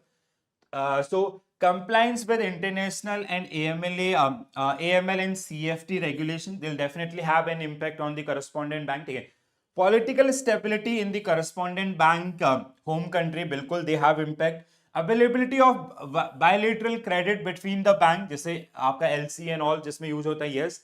Frequency of cross border trade transaction conducted by the individual customer, हाँ ये उतना बड़ा आपका transaction नहीं होगा, they are like broader impact, but इसका इतना ज्यादा इंपैक्ट नहीं होगा. So D should be right answer for this particular one. ठीक है. So while cross-border trade transaction affect the volume of correspondent banking activity, they do not directly impact the operational efficiency, unlike compliance, political stability, and credit arrangement. ठीक है. Next one. An NRI wish to invest in Indian partnership company. Which of the following requirement must be satisfied for the investment to be allowed to the re-imported outside of India? ठीक है. अब देखो बहुत अच्छा question है again. ठीक है. So NRI के आपका जो परमिसेबल एरियाज है उनसे रिलेटेड. ठीक है. So there are some restricted areas or there are some permissible areas for NRIs. So these are the businesses where you cannot invest, ठीक है, your money, or these are the areas where you can invest the money. ठीक है. पहला, so the firm must not be engaged in agriculture, plantation activity, or real estate business. 100% true. The contribution should be from the balance held in NRE and FCNR deposit account. 100% true. ठीक है. The investment should be in partnership firm engaged. No, this is the just opposite of this. तो ये आपका गलत है. The amount must be invested by way of gift from a person resident outside India. No, this is also wrong. ठीक है. तो क्या होगा आपका correct answer? What we have to find out correct one. ठीक है. सो ए एंड बी, आपका ए and B है इसमें, हाँ है. ठीक है. तो आपका what will be your correct answer? B will be right answer for this particular question. ठीक है. तो दीज आर सम गाइडलाइंस, ठीक है, जिनको आपको ध्यान रखना है. तो जैसे the firm must not be engage in real estate, agriculture, plantation activities for NRI to invest in partnership firm or proprietorship organization. The NRI is not allowed to invest in the company if it is involved in these activities. The donation must come from the NRO NRE. This तो directly नहीं होगा, इन्हीं के account के through होगा. NRE contribution must be originate from the new inbound remittance to India or from balances kept in NRE and FCNRB, foreign currency non-resident bank.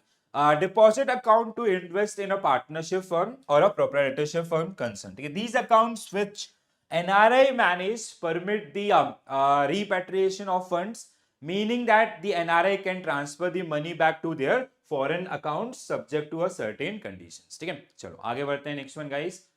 What drive the uses of correspondent banking services by a foreign bank? So why, like let's say मैंने आपको example दिया कि SBI opened that correspondent banking partnership with some ABC bank of country A. ठीक है. तो motive क्या समझा था उसके पीछे का? Now you know the answer. ठीक है. तो बताओ. So to obtain foreign bank branch license, no, there is like हमें ब्रांच तो ओपन करना ही नहीं है. ठीक है. अगर हमें ब्रांच ओपन करना तो फिर करस्पॉन्डेंट बैंकिंग की क्या जरूरत? हम फिर खुद ही ट्रांजेक्शन को हैंडल करेंगे. To take advantages of business opportunities without a branch network. Yes, हाँ बिल्कुल सही. Because we want to serve the customers who are doing remittances in that particular country, but the frequency is very less, but we do not want to miss that less numbers also. Okay. To minimize operational cost, there is no branch, no operation. To conduct business transaction exclusively in their, no. Okay. So क्या होगा आपका correct answer? So B will be right answer for this particular one. Okay. तो the only motive is like कि हाँ, this is a kind of saving account. जैसे मेरा saving account है, let's say with SBI. So अगर मुझे कोई transaction करना है, so I'm using that particular. Similarly, SBI is maintaining one account with that foreign country's bank to do the transactions on behalf of customers. ठीक है. चलो आगे बढ़ते हैं. In the context of FEMA Act 1999, which of the following define person of Indian origin? ठीक है. So person with Indian origin, ठीक है, किसको हम लोग बोलते हैं आपका? जैसे हमारे जो दादाजी लोग थे, let's say there is a person call mister A, उसके दादाजी आपके ब्रिटेन में थे और वहीं की सिटीजनशिप थी. नाउ वहां के लिए उनको, या इंडिया में वो थे आपका, जैसे ब्रिटिशर्स के साथ ऐसा हुआ था. ठीक है. वो इंडियन सिटीजन थे, उनके जो बच्चे हैं दे आर जनरली कॉल्ड आपका पर्सन विद इंडियन ओरिजिन. ठीक है. So a person holding Indian passport but residing outside India for 10 years, 5 years, no. Spouse of Indian origin married to an Indian citizen. हाँ बिल्कुल ऐसा में हो जाएगा. ठीक है. अ citizen of India residing abroad नहीं, एनआरआई होगा। अ सिटीजन ऑफ बांग्लादेश और पाकिस्तान विद इंडियन नाम एंसेस्ट्री नो। तो क्या होना चाहिए, बी आपका आंसर होना चाहिए, यस। हाँ। So, a person of Indian origin include a spouse of Indian origin married to an Indian citizen, but exclude citizenship of Bangladesh, exclude the citizenship of Pakistan and Bangladesh. ठीक है, next one. Consider an NRI who hold an NRO account and receive income in NRE from rental property in India. Which of the following tax implication apply under Indian regulation? तो क्या होता है आपका TDS आपका 30% के around लगता है, ठीक है। हाँ, so TDS is applicable at 30%। Income is fully exempted, no. TDS आपका is applicable at a flat rate of 30%। Income is subject to progressive slab, no, इनके लिए नहीं होता वो, ठीक है। प्रोग्रेसिव स्लैब इज लाइक जैसे आपकी इनकम बढ़ेगी तो उतना ज्यादा टैक्स आपको पे करना होता है। जैसे नॉर्मल हमारा टैक्स स्लैब होता है ना कि like if your earning is like let's से 5 लाख, तो आपकी टैक्स लायबिलिटी अलग होगी। अगर किसी की 50 लाख है तो उसकी अलग होगी। जैसे जैसे बढ़ेगा वैसे वैसे आपका ज्यादा टैक्स पे करना पड़ेगा, ठीक है। Tax is calculated only if NRI earn more than 15 lakh, नहीं ऐसा भी नहीं है, ठीक है। So what will be your correct answer? B will be right answer for this particular one, ठीक है। Income in NRO account is subject to TDS at a flat rate of 30% as it represent income earned within India by NRI. Progressive slab rate are not applicable to NRI unless explicitly specified, ठीक है, conditions के साथ जो आपका रहते हैं। तो basically आपका जो एक बेसिक कैलकुलेशन जो इनके लिए आपका रखी गई, ठीक है। Next one, an NRI investor wish to make high value repatriable investment in Indian securities. Which combination of account and instrument would ensure compliances with FEMA regulation? ठीक है, तो कोई एनआरआई आपका है जो इंडियन सिक्योरिटीज में आपका इन्वेस्ट करना चाहता है, ठीक है, आपका शेयर्स या आपका जो बॉन्ड्स हैं या अदर्स उनमें, ठीक है। So use an NRO account to invest. देखो एनआरओ अकाउंट नहीं होगा, यहाँ पे क्या होगा, पहले तो उसका जो इन्वेस्टमेंट का रूट होगा वो क्या होगा, एनआरई एंड एफसीएनआर, ठीक है, एफसीएनआर, इनके थ्रू वो आपका इन्वेस्टमेंट करेगा, ठीक है। Account to invest government bonds in this, no. Use an, देखो उसने क्या लिखा था, हाई वैल्यू रीपैट्रिएबल, ठीक है। यहाँ पे ये पॉइंट आपका आपको जो आंसर करने में, ठीक है, NRO is like subject matter of restriction, जो अभी हमने पास्ट में डिस्कस किया, use an NRE account to invest in shares under the portfolio investment scheme, they can, ठीक है, कर सकते हैं। use an FCNR account to invest in agriculture property is not allowed, ठीक है। use in SNRR account to trade in intraday derivatives, no, it is also not allowed, ठीक है। तो हमारा जो करेक्ट आंसर होगा, so NRI can use NRE account to make a repatriable investment in Indian securities under the portfolio investment schemes. Other options are आपका restricted, ठीक है। Next one, under FEMA which scenario would classify an individual as resident non-ordinary resident, ठीक है, तो आपका are and O R, ठीक है।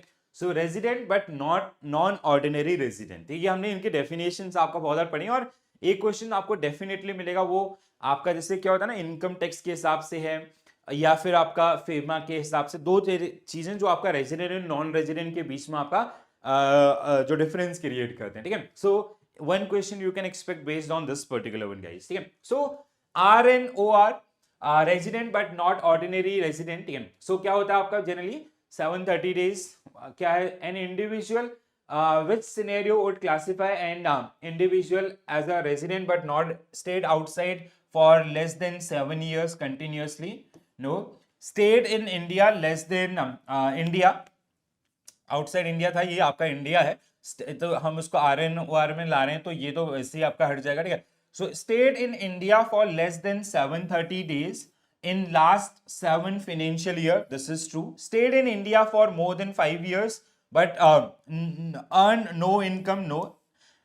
Stayed outside India for employment for, no, ठीक है। तो क्या होगा आपका करेक्ट आंसर? सो हमारा राइट आंसर होगा classification apply to those who have stayed in India for less than 730 days in last 7 years, ठीक है। सो ऐसे बहुत सारे आपके पॉइंटर्स होते हैं, उनमें से एक पॉइंट आपका जो ये था, ठीक है। Which of the following statement is true about the Nostro, Vostro and Loro account, ठीक है। तो Nostro, Vostro and Loro अभी मैंने आपको समझाया तीनों को, ठीक है, याद होगा, ठीक है। So Nostro is our money with you, ठीक है, Vostro is your money with us, ठीक है, और loro is their money with them, ठीक है। ऐसे एक मिरर अकाउंट होता है जो नोस्ट्रो अकाउंट का रेप्लिका हमारा होता है, ठीक है। So nostro account are maintain in foreign currency by the foreign bank for Indian bank. Vostro account are maintain in INR by foreign bank for Indian bank. Loro account involve fund, मतलब दोनों ही गलत हैं, last point इनके जो है, ठीक है। Loro account involve fund remittance by one bank to another for the account of third bank, बिल्कुल सही है, ठीक है। their money with them, ठीक है। SBI to that ABC bank of that country A and PNB is using that particular account. This is the scenario, ठीक है। Nostro account are held in local currency by domestic bank in foreign countries, no, ठीक है। Nostro account SBI open किया था bank ABC के साथ in their local currency of country A, ठीक है। तो वो एग्जांपल्स आपको याद रखेंगे तो आप इनको सॉल्व कर पाएंगे, ठीक है। So loro account involve transaction where a bank remit funds in foreign currency to another bank for the credit of the third bank account, ठीक है, थ्रू देयर नोस्ट्रो अकाउंट, ठीक है। Which of the following NRI account combination of facilities are repatriation of both principal and interest, ठीक है। कौन से ऐसे account होते हैं जहां पे repatriation is allowed to the NRIs? तो क्या होगा आपका simply answer NRE and FCNR account, ठीक है। तो पहला ही ऑप्शन आपका करेक्ट होगा NRE एंड FCNR, ठीक है। तो NRE तो होता है बट NRO नहीं होता है, ठीक है। SNRR आपका जिसमें कंडीशंस आपकी रहती हैं, ठीक है। देन आपका NRO SNRR नो, ठीक है। तो आपका ए होना चाहिए इसका करेक्ट आंसर, ठीक है। So NRE and FCNR allow repatriation of principal and interest, where NRO accounts restrict the repatriation of funds except in some specific cases. Okay, next one. Which of the following best describe the risk exposure associated with maintaining nostro and vostro account in correspondent banking? Okay? So best describe the risk exposure, risk exposure associated with nostro and vostro account in correspondent banking, ठीक है। तो liquidity risk due to delay in cross border fund settlement पहले ही सही है, ठीक है। Operational risk due to compliances lapse in आपका AML CFT रेगुलेशन दूसरा भी सही है, ठीक है। अच्छा ओके, हाँ। Currency fluctuation risk maintaining balances इन फॉरेन करेंसी, तो क्या है आपका all of the above. So all the three statement, so these type of risk commonly bank they generally face in their, like while they generally maintain nostro and vostro account with different banks across the world. So nostro and vostro accounts are exposed to multiple risk including liquidity risk, आपका operational risk, KYC AML related, countering the financing of terrorism CFT AML, regulation and currency fluctuation risk due to holding balances in foreign currencies, ठीक है दोस्तों। आगे बढ़ते हैं। An NRI plan to open FCNR account in euros, ठीक है।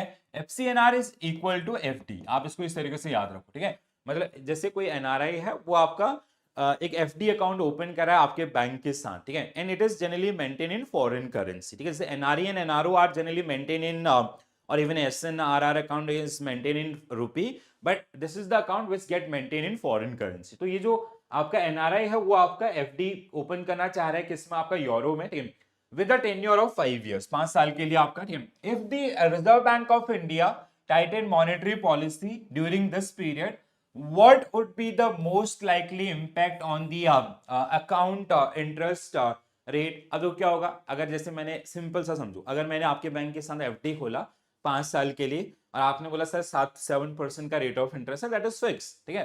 So similar to this there will be no impact of this particular one, क्योंकि यहाँ पे मतलब जो रेट है आपका वन टाइम आपका कमिटमेंट है, कॉन्ट्रैक्ट है bank and the other party के बीच में, ठीक है। So there will be no impact of the monetary policy restrictions and all, ठीक है। तो interest rate will increase due to tighter monetary policy, no. The interest rate will remain unchanged as FCNR account are not linked to the Indian monetary policy. This can be. The interest rate will be decreased, no. The interest rate will be adjusted, no. ठीक है। तो क्या होगा आपका, there will be no impact, ठीक है। जैसे FD में होता है वैसे यहाँ पे भी। So FCNR account held in foreign currencies and their interest rate are influenced by the interest rate environment of the respective foreign currency, not the Indian। अगर इस लॉजिक के साथ भी आप इसको सॉल्व करते हैं, ठीक है। एन NRI और नॉन रेजिडेंट इंडियन और person of Indian origin can purchase share up to dash of a paid up capital of Indian company. तो कितना आपका 5%, ठीक है. As an individual 5%, as a group of POIs and NRI it is 10%, ठीक है. तो हमें इंडिविजुअल आपका पूछा है, तो what will be our correct answer? 5%, ठीक है. NRI or PIO can purchase share up to 5% of the paid up capital of Indian company. All NRIs and PIOs taken together cannot purchase more than 10%, ठीक है. तो ये दोनों ही चीजें आप याद रखिएगा, कई बार ये एप्लीकेशन में भी रहता है. I will even come up with one application और case study based on this particular one, तो जिससे आप बिल्कुल भी मिस नहीं करेंगे, ठीक है.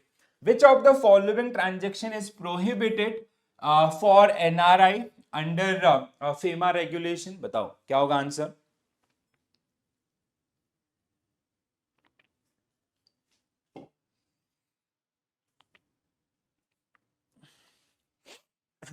Investment in mutual fund, no, it is not prohibited.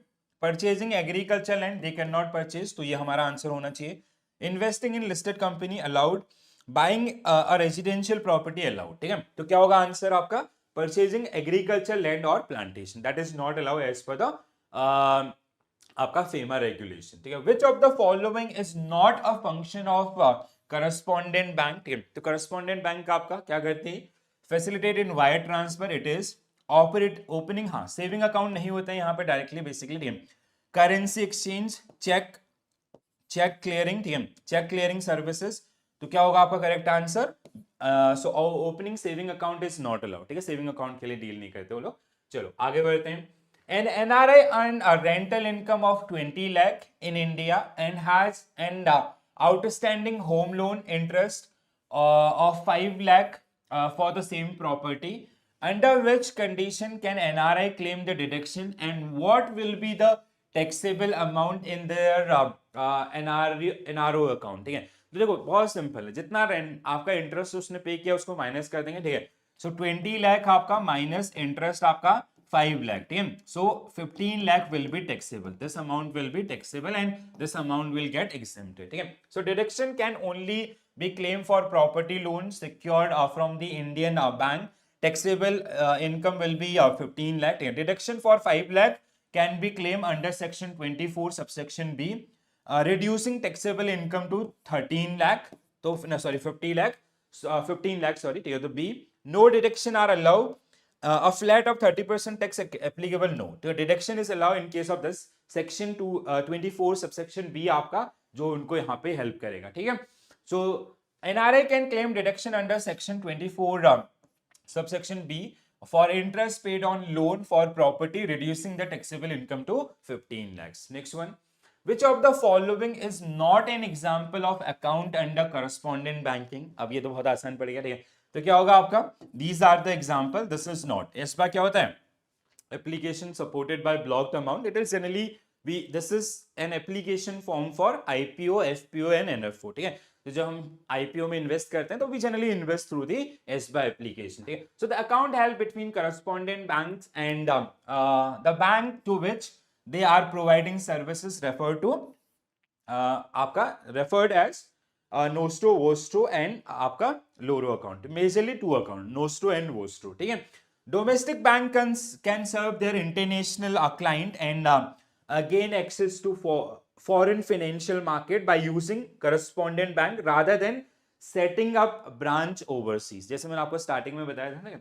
So international trade is usually important in today's world. Nearly every single corporation or person has global expansion aspirations for their operation, but this is not feasible without banking facilities. Similarly, it is impractical for each bank to establish a branch everywhere. Reason being, एक branch हम open करते हैं तो cost बहुत होता है. आप लोग तो ब्रांच मैनेजर हैं मैक्सिमम लोग, ठीक है, तो आप जानते हैं कितना कॉस्ट होता है एक ब्रांच के अंदर, ठीक है. सो तो हमने क्या किया, हमने कहा यार अब खुद का ब्रांच नहीं बल्कि करस्पॉन्डेंट के थ्रू आपका. तो जहां पे इवेंचुअली हमें यही सर्विसेज चाहिए होती हैं तो हमें जो करस्पॉन्डेंट बैंक है they will provide these kind of services, ठीक है. ये स्पेलिंग गलत हुआ, ऑटो करेक्ट, ठीक है. चलो, तो हमारे पास 3 टाइप के अकाउंट होते हैं. Nostro account, our money with you, ठीक है. जैसे मैंने आपको बोला कि SBI, ठीक है, state Bank of India, who open one account with आपका ABC bank of country A, this is country आपका, ठीक है। तो एक इंडियन बैंक आपका एसबीआई, जिसने क्या किया, आपका एसबीआई एबीसी बैंक जो आपका है कहाँ का, कंट्री ए का, वहां की लोकल करेंसी में, ठीक है। करेंसी वाज सपोज दैट जी, ठीक है। तो ये this account will be maintain in foreign currency, ठीक है। तो यहाँ पे जो भी इसके कस्टमर है इनके थ्रू। दूसरा आपका vostro account, it's a reverse case, ठीक है। लेट्स से ABC maintaining one account with SBI in rupee itself, ठीक है। सो रुपी अकाउंट आपका होगा ये आपका फॉरेन करेंसी अकाउंट में होगा, वहां की लोकल करेंसी में जहां पे भी अकाउंट है, ठीक है।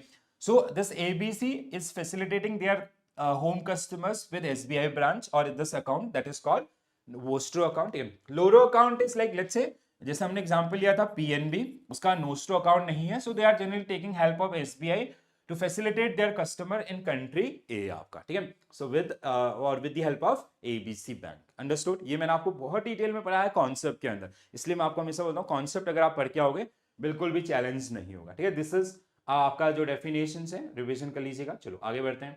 अ foreign currency account maintain by a bank in the home country with the bank in the host country is known as, तो हम इसको क्या बोलेंगे, आपका नोस्ट्रो अकाउंट बोलेंगे, ठीक है। So it is called nostro account, ठीक है। दूसरा आपका which of the following condition are required for a person to be resident individual in India। तो देखो ये जो आपका रेजिडेंट एंड नॉन रेजिडेंट है ना, इसके ऊपर दो एक्ट काम करते हैं। One is FEMA act, foreign exchange management act, ठीक है, ओवरऑल आपका। दूसरी तरफ आपका इनकम पर्पस के लिए income tax act 1961 and income tax rule 1962, जिनके अकॉर्डिंग आपका रेजिडेंट एंड नॉन रेजिडेंट आपका डिसाइड होता है, और काफी डिटेल में हमने इनको पढ़ा हुआ है। तो अब क्वेश्चन क्या है, which of the following condition are required for a person to be resident individual. हमें इंडियन होने के लिए क्या करना होगा, ठीक है। तो या तो हम इंडिया में ही रह रहे हैं तो हम रेजिडेंट हैं। दूसरा आपका if an individual is in India, जैसे हमारा पहला, और at least 182 days in the preceding financial year। preceding financial year means जैसे अभी आपका चला 24-25, तो आपका 23-24, ठीक है, बिल्कुल सही है। if an individual is in India for at least 365 days day in last 4 financial year, ठीक है। तो ये कैसे होगा आपका, जैसे फाइनेंशियल ईयर 2023-24, ठीक है, पहला आपका 22-23, दूसरा आपका 21-22, तीसरा, और आपका चौथा 2021, ठीक है। These are the preceding 4 years. इनमें अगर वो आपका 365 डेज इंडिया में है तो भी वो आपका रेजिडेंट होगा, ठीक है। सो क्वेश्चन क्या था हमारा, बी रेजिडेंट। तो क्या होगा, या तो आप इसको सेटिस्फाइड करो, ठीक है, या तो आप इंडिया में रह रहे हो जैसे हम लोग हैं, या फिर आपका ये, ठीक है। तो क्या होगा आपका ईदर ए। हाँ देखो यहाँ पे ना, ये बहुत अच्छा क्वेश्चन है एक्चुअली। अगर ऐसे ऑप्शन भी मिल गए तो भी कई बार हम जल्दीबाजी में बोथ ए एंड बी लिख देंगे, बोथ का जरूरत नहीं है, या तो ये, ठीक है, कोई भी चलेगा। सो ईदर ए और बी, ठीक है। तो दिस इज आपका B should be right answer for this particular one, ठीक है। आगे बढ़ते हैं। What distinguish an SNRR account from the other NRI account, ठीक है। तो SNRR अकाउंट का मोटिव क्या है, it is the business purpose, ठीक है। हम इसको बिजनेस पर्पस के लिए आपका कि उस एनआरआई का कुछ बिजनेस इंटरेस्ट है इंडिया के अंदर, तो उस बिजनेस की जो ट्रांजेक्शन है वो आपका फेयर तरीके से हो या दस उसके लिए, ठीक है। दूसरा remittances, like that NRI can remit money in SNRR account through your NRO and NRE and FCNR account, not through NRO account, ध्यान रखिएगा। अब NRE and FCNR के थ्रू आपका इन्वेस्टमेंट आया है, सो इट इज रिपेट्रिएशन, ठीक है।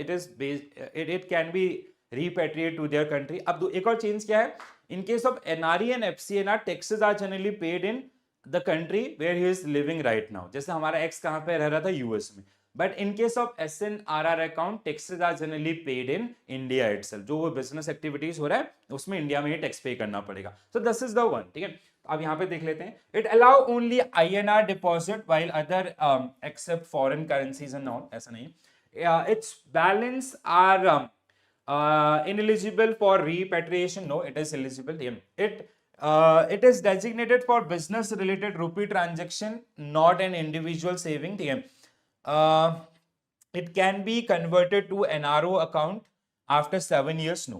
अब इसमें question, it is designated it is designed for business related rupee transaction, not for individual saving, so इसके हिसाब से C should be right answer for this one, बिल्कुल सही, ठीक है। So SNRR account cater to business transaction in rupee and cannot be held for more than 7 year, हमने पढ़ा था जैसे आपका, ठीक है. So this is the one, ठीक है. Next one, which account type is meant for business with rupee transaction? तो ये तो आपका क्लियर है, SNRR account, ठीक है. अभी हमने इसको डिस्कस किया. Next one, bank of New York maintaining और रुपी अकाउंट विद एचडीएफसी. तो क्या हो जाएगा, वोस्ट्रो अकाउंट हो जाएगा. Bank of New York, there money with us, ठीक है, देयर मनी विद अस, तो दैट इज वोस्ट्रो अकाउंट, ठीक है. रुपी अकाउंट आपका है. चलो आगे बढ़ते हैं. नो, ठीक है, आगे बढ़ते हैं. सो एनआरई, एनआरओ, एफसीएनआर हमने डिटेल में डिस्कस किया. NRE, sorry, a non-resident Indian can purchase each of the following on repatriation basis except, ठीक है. तो अगर आप एज ए एनआरआई अगर आप इंडिया में कोई चीज इन्वेस्टमेंट कर रहे हो तो वहां पे रिपेट्रिएशन अलाउ है, बट कुछ एरियाज में आपका नहीं है जो आप एक्टिविटीज नहीं कर सकते, जैसे unit of mutual funds, money market mutual fund, ठीक है, इट इज अलाउड, ठीक है. Share of public sector enterprise being disinvested by the government, bond issued by public sector bank, आपका dated government securities, treasury bills and domestic unit of domestic mutual fund, ठीक है. Bonds issued by public sector bank, share of public sector enterprise being disinvested by the government of India, unit of mutual fund, bonds issued by public sector bank undertaking, ठीक है. Public sector undertakings, dated government securities, treasury bills, unit of domestic. So आपका D या H, okay, unit of money market mutual fund, okay, I have to check this particular one. हाँ, एक बार इसको देख लेते हैं, ठीक है. सो ऑन रीपेट्रिएशन, अच्छा, okay okay, now I got the question, sorry, ठीक है. It is, we miss this point, ठीक है. रीपेट्रिएशन बेसिस पे आपका ये था, ठीक है, ऑन रीपेट्रिएशन बेसिस आपका, ठीक है, तो इसलिए आपका ये है, ठीक है. प्लीज ध्यान रखिएगा इसको, this chart will help you out. On रीपेट्रिएशन basis government security, मतलब ये सारे ही एरियाज अलाउड हैं, बट रीपेट्रिएशन एंड नॉन रीपेट्रिएशन, ठीक है. तो आपका जैसे on रीपेट्रिएशन basis, dated government securities, treasury bill, unit of domestic mutual fund, bond issued by public sector undertaking, share in public sector enterprises, आपका डिसइन्वेस्टमेंट नॉट, ठीक है. ऑन नॉन रीपेट्रिएशन बेसिस, यहाँ पे हमारा क्वेश्चन था, ठीक है. सो आपका unit of money market mutual fund, ठीक है. तो दिस वाज द क्वेश्चन, ठीक है, जहां से हमारा था नेशनल प्लान और सेविंग सर्टिफिकेट, ठीक है. So please do remember this one guys, I just got confuse with this particular one. तो ये बहुत इंपॉर्टेंट है, ठीक है. जैसे मैं हुआ वैसे आप भी हो सकते हैं, तो मैं चाहता नहीं कि आप वैसे हो, ठीक है. आप इसको ध्यान रखें, ठीक है. Which of the following transaction are prohibited for NRI, prohibited, ठीक है, नॉट अलाउड, ठीक है. बताओ. Purchase of agriculture property, prohibited. Intraday trading, prohibited. Trading in transferable development right, trades आपका, ठीक है, जो आपके प्रॉपर्टीज या अदर्स इनसे related, again prohibited. So all will be right answer for this one. Okay, ये पिछले क्वेश्चन का ही वो आ गया, ठीक है. तो गलती करी थी तो इसलिए दोबारा आ गया है. ये कह रहा है कि अटेंशन, ये साइन दे रहा है, ध्यान रख लेना इसका कि आने वाले एग्जाम में आपको मिलने वाला है, ठीक है. चलो, which feature of an FCNR account differentiated from the NRE account? FCNR account, it is maintained in foreign currency. ये FD की तरह आपका foreign currency, otherwise आपका NRE आपका रुपी अकाउंट है, ठीक है, इस तरीके से. So FCNR account allow deposit in foreign currency, बिल्कुल. Interest earned on FCNR account is taxable in India? No. In both the cases, taxes जहां पे वो आपका है, ठीक है, the country the NRI belongs, they have to pay taxes there because they have earned this particular money from there that country. FCNR account cannot be repatriated. It can be. FCNR account are restricted to NRI employed in Gulf countries. नहीं, ऐसा कोई gulf country के साथ we have a good relation, ठीक है. So आपका क्या होगा correct answer? A will be right answer for this particular one. आसानी से था, understandable, ठीक है. What is the primary difference between CHIPS and SWIFT in correspondent banking? Now, जो international transfers होते हैं, in that particular case, we have service providers. ठीक है, जैसे the one of the largest or we can say biggest network which generally owned by SWIFT आपका Society for Worldwide Interbank Financial Telecommunication, SWIFT आपका, ठीक है. That is a kind of it generally work as a cooperative society, ठीक है. Almost सारी countries के इसके जो मेंबर नेशंस हैं, ठीक है. Basically this chips is basically it is from US. ये आपका यूएस का क्या है, एक सर्विस प्रोवाइडर की तरफ. It is a company from US. It is a cooperative society at world wide, ठीक है. इसका जो कस्टमर बेस है दैट इज ह्यूज और they generally facilitate safe and secure transaction for small as well as larger transaction, but this is a corporate oriented, ठीक है। जो chips है आपका, ये जनरली आपका जो मेजर ट्रांजेक्शन, जो बल्क ट्रांजेक्शन है उनको हैंडल करने में आपका मदद करता है। जैसे चिप्स है आपका, यूके से चाप्स है, यूएस से एक और है आपका Fedwire. So these are the kind of, जैसे कंपनी है ये, these are generally working as a company and that is working as a cooperative society, ठीक है। So SWIFT process high value payment exclusively while CHAPS handle retail, no. Swift facilitates secure financial messaging while CHAPS handle the clearing and settlement. हाँ बिल्कुल ये हो सकता है.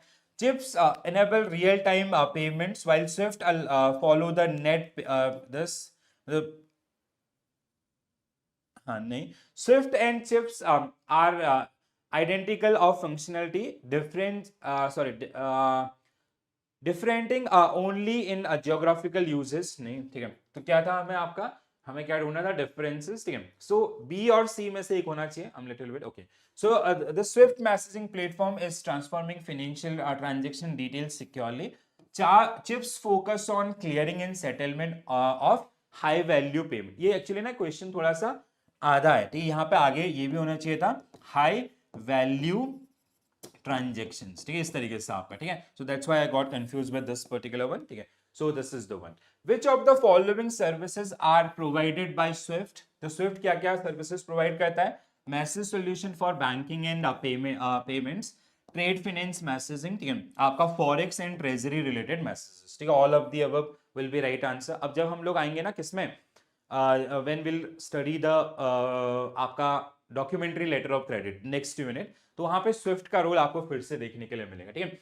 So Swift basically provide these particular facilities, very important guys, again, ठीक है, for 1 marks and half marks. Banking and payment related messaging system or solution, trade finance related messaging solution, ठीक है, securities related and forex trade and treasury related messaging. तो जैसे आपका जैसे होता है ना ट्रांजेक्शंस आपके होता है, let's say when we do some transaction within country, ठीक है, we got one message कि आपका your account has been credited and debited. तो same things आपका जो वेरिफिकेशन करना और आपका जो मैसेजिंग डिलीवर करना, that is like building a connection between the different banks और to verify the transaction and to deliver the message. तो ये आपका इंटरनेशनल लेवल पे जो चीजें होती है that is handled by Swift, ठीक है. सो अब यहाँ पे एक जैसे हमारे पास IFSC कोड होता है ना, वैसे ही we have one BIC number, ठीक है, बैंक आइडेंटिफिकेशन कोड इसको हम लोग आपका बोलते हैं, ठीक है, विच इज यूजुअली 8 और 11 डिजिट कोड, ठीक है. तो कुछ मतलब 8 आर कंपलसरी, 3 आर आपका क्या होता है जो ऑप्शनल है, ठीक है, जिसमें फर्स्ट आपका 4 बैंक नेम, ठीक है, then we have country code, city code and branch code आपका which is kind of optional, ठीक है. जैसे फर्स्ट 4 डिजिट आपका बैंक, जैसे इफ इट इज SBIN, ठीक है, इट इज SBI, ठीक है. जैसे इन्होंने एग्जांपल दिया किसका, आपका यूनिक्रेडिट बैंक का, सो UNCR, ठीक है. नेक्स्ट 2 कैरेक्टर कंट्री कोड, जैसे इन case of India IN and this bank is from Italy, तो IT आपका है, ठीक है. नेक्स्ट 2 कैरेक्टर्स किस आपका लोकल सिटी, जैसे मुंबई है तो आपका MM हो गया, ठीक है, तो this is the one. Fine, last 3 आपका optional, but organisation use them to assign the branch code आपका, ठीक है. तो ब्रांच कोड आपका 1 2 3 ऐसा जो भी आपका है, ठीक है. तो इस तरीके से जो आपको देखने के लिए मिलेंगे, जैसे आप ये देख सकते हैं, ये है आपका साउथ इंडियन बैंक का, मैंने आप वहां पे भी डिस्कस किया था. तो इस तरीके से आपको कोडिंग जो देखने के लिए मिलेगा, तो इनके ऊपर कुछ क्वेश्चन प्रैक्टिस करते हैं. In the context of Swift, what does 7th and 8th characters of the BIC represent? बताओ जरा, याद है? तो फर्स्ट 4, देन आपका 2, ठीक है, फर्स्ट 4 बैंक नेम, 2 आपका जैसे हमने पढ़ा था SBIN, ठीक है, देन आपका इंडिया IN, देन आपका जो अगले 2 थे 7, यहां तक कितने हो गए, 6 हो गए, ठीक है, ठीक है, यहां तक आपका SBIN, ठीक है, ये 6 आपके हो गए.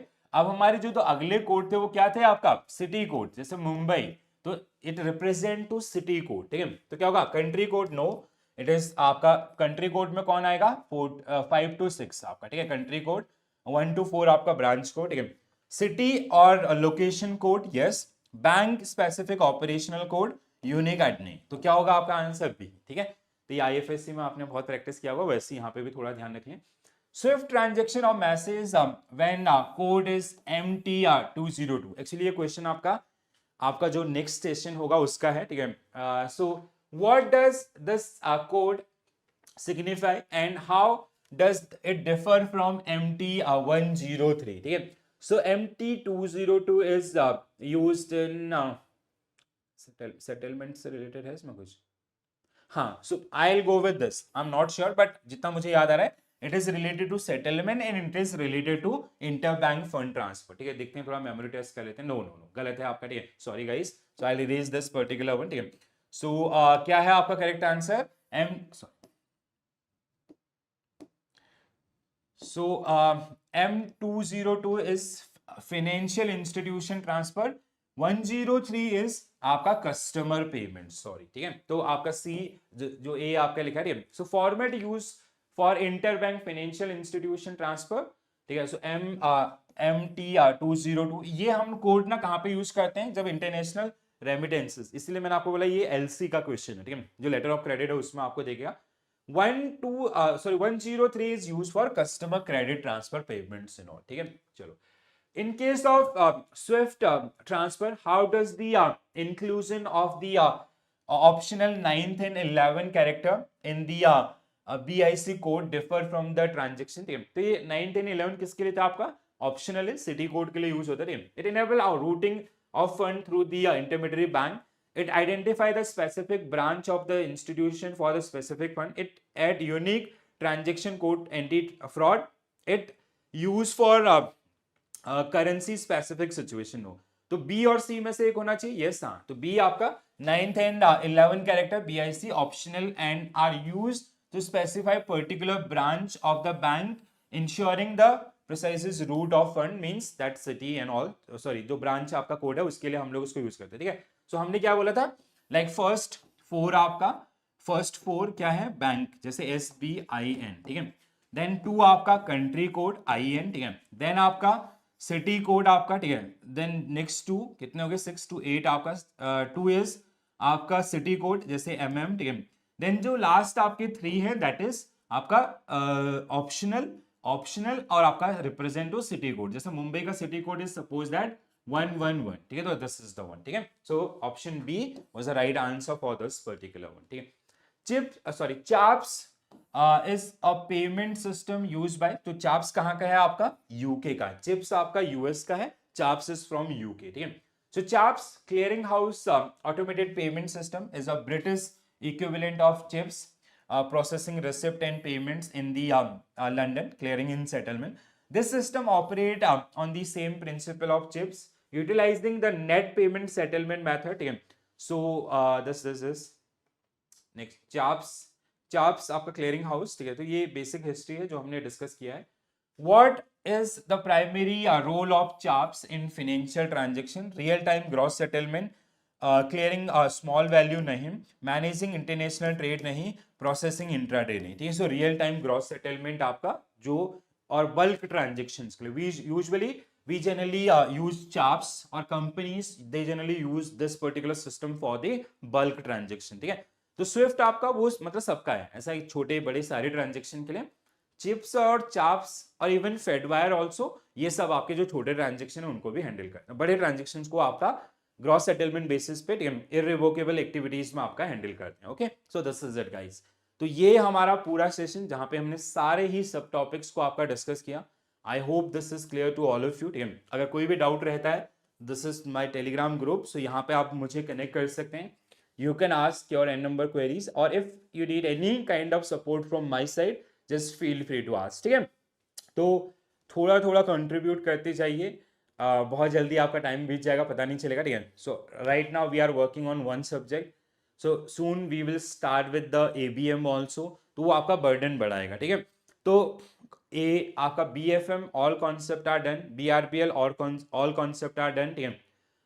ABM आपका मॉड्यूल ए इज डन, ठीक है। अब मॉड्यूल ABM के 3 मॉड्यूल और आपका ABFM के unit wise MCQs are already done, but concept videos will be there, ठीक है। तो ये हम आपको आपका धीरे धीरे पोस्ट करते जाएंगे, but you have to be ready, ठीक है।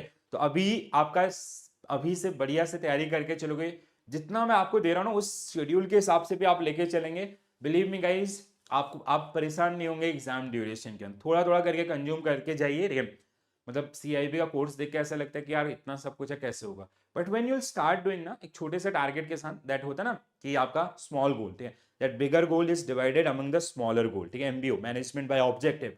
छोटे छोटे आपका उनको कंप्लीट करते आते हैं, एक सब्जेक्ट पूरा होगा, आपका सक्सेस पार्टी कर लेंगे, ठीक है। इस तरीके से हम एक दिन ऐसा आएगा कि आपकी एग्जामिनेशन से एक महीने पहले आपको पूरा कंप्लीट करा देंगे। That 1 month is generally for आपका जो एग्जाम ड्यूरेशन वाला होगा, ओनली फॉर रिविजन, ठीक है। इस तरीके से लेके चलेंगे तो बहुत आसानी से कंप्लीट कर लेंगे और बहुत बढ़िया स्कोर करेंगे आने वाले एग्जाम में। हमारा लक्ष्य यह है कि एक सिंगल अटेम्प्ट के अंदर क्लियर करना, सिंगल अटेम्प्ट में, क्योंकि वो 45 वाला अगर कहीं पर कुछ कमी पेशी हो जाती है, अगर 45 आता है, दूसरे में 65 लेके आएंगे, 55 लेके आएंगे, उसको पूरा करेंगे। बट एक सिंगल अटेम्प्ट के अंदर हमें क्लियर करना है, ठीक है। हमें मतलब यहाँ पे PhD नहीं करनी है, हमें जितना रिक्वायर्ड है वो करना है, और उसके लिए हम आपके लिए पूरा मतलब हर तरीके से आपका अपनी पूरी जान लगा देंगे, ठीक है दोस्तों।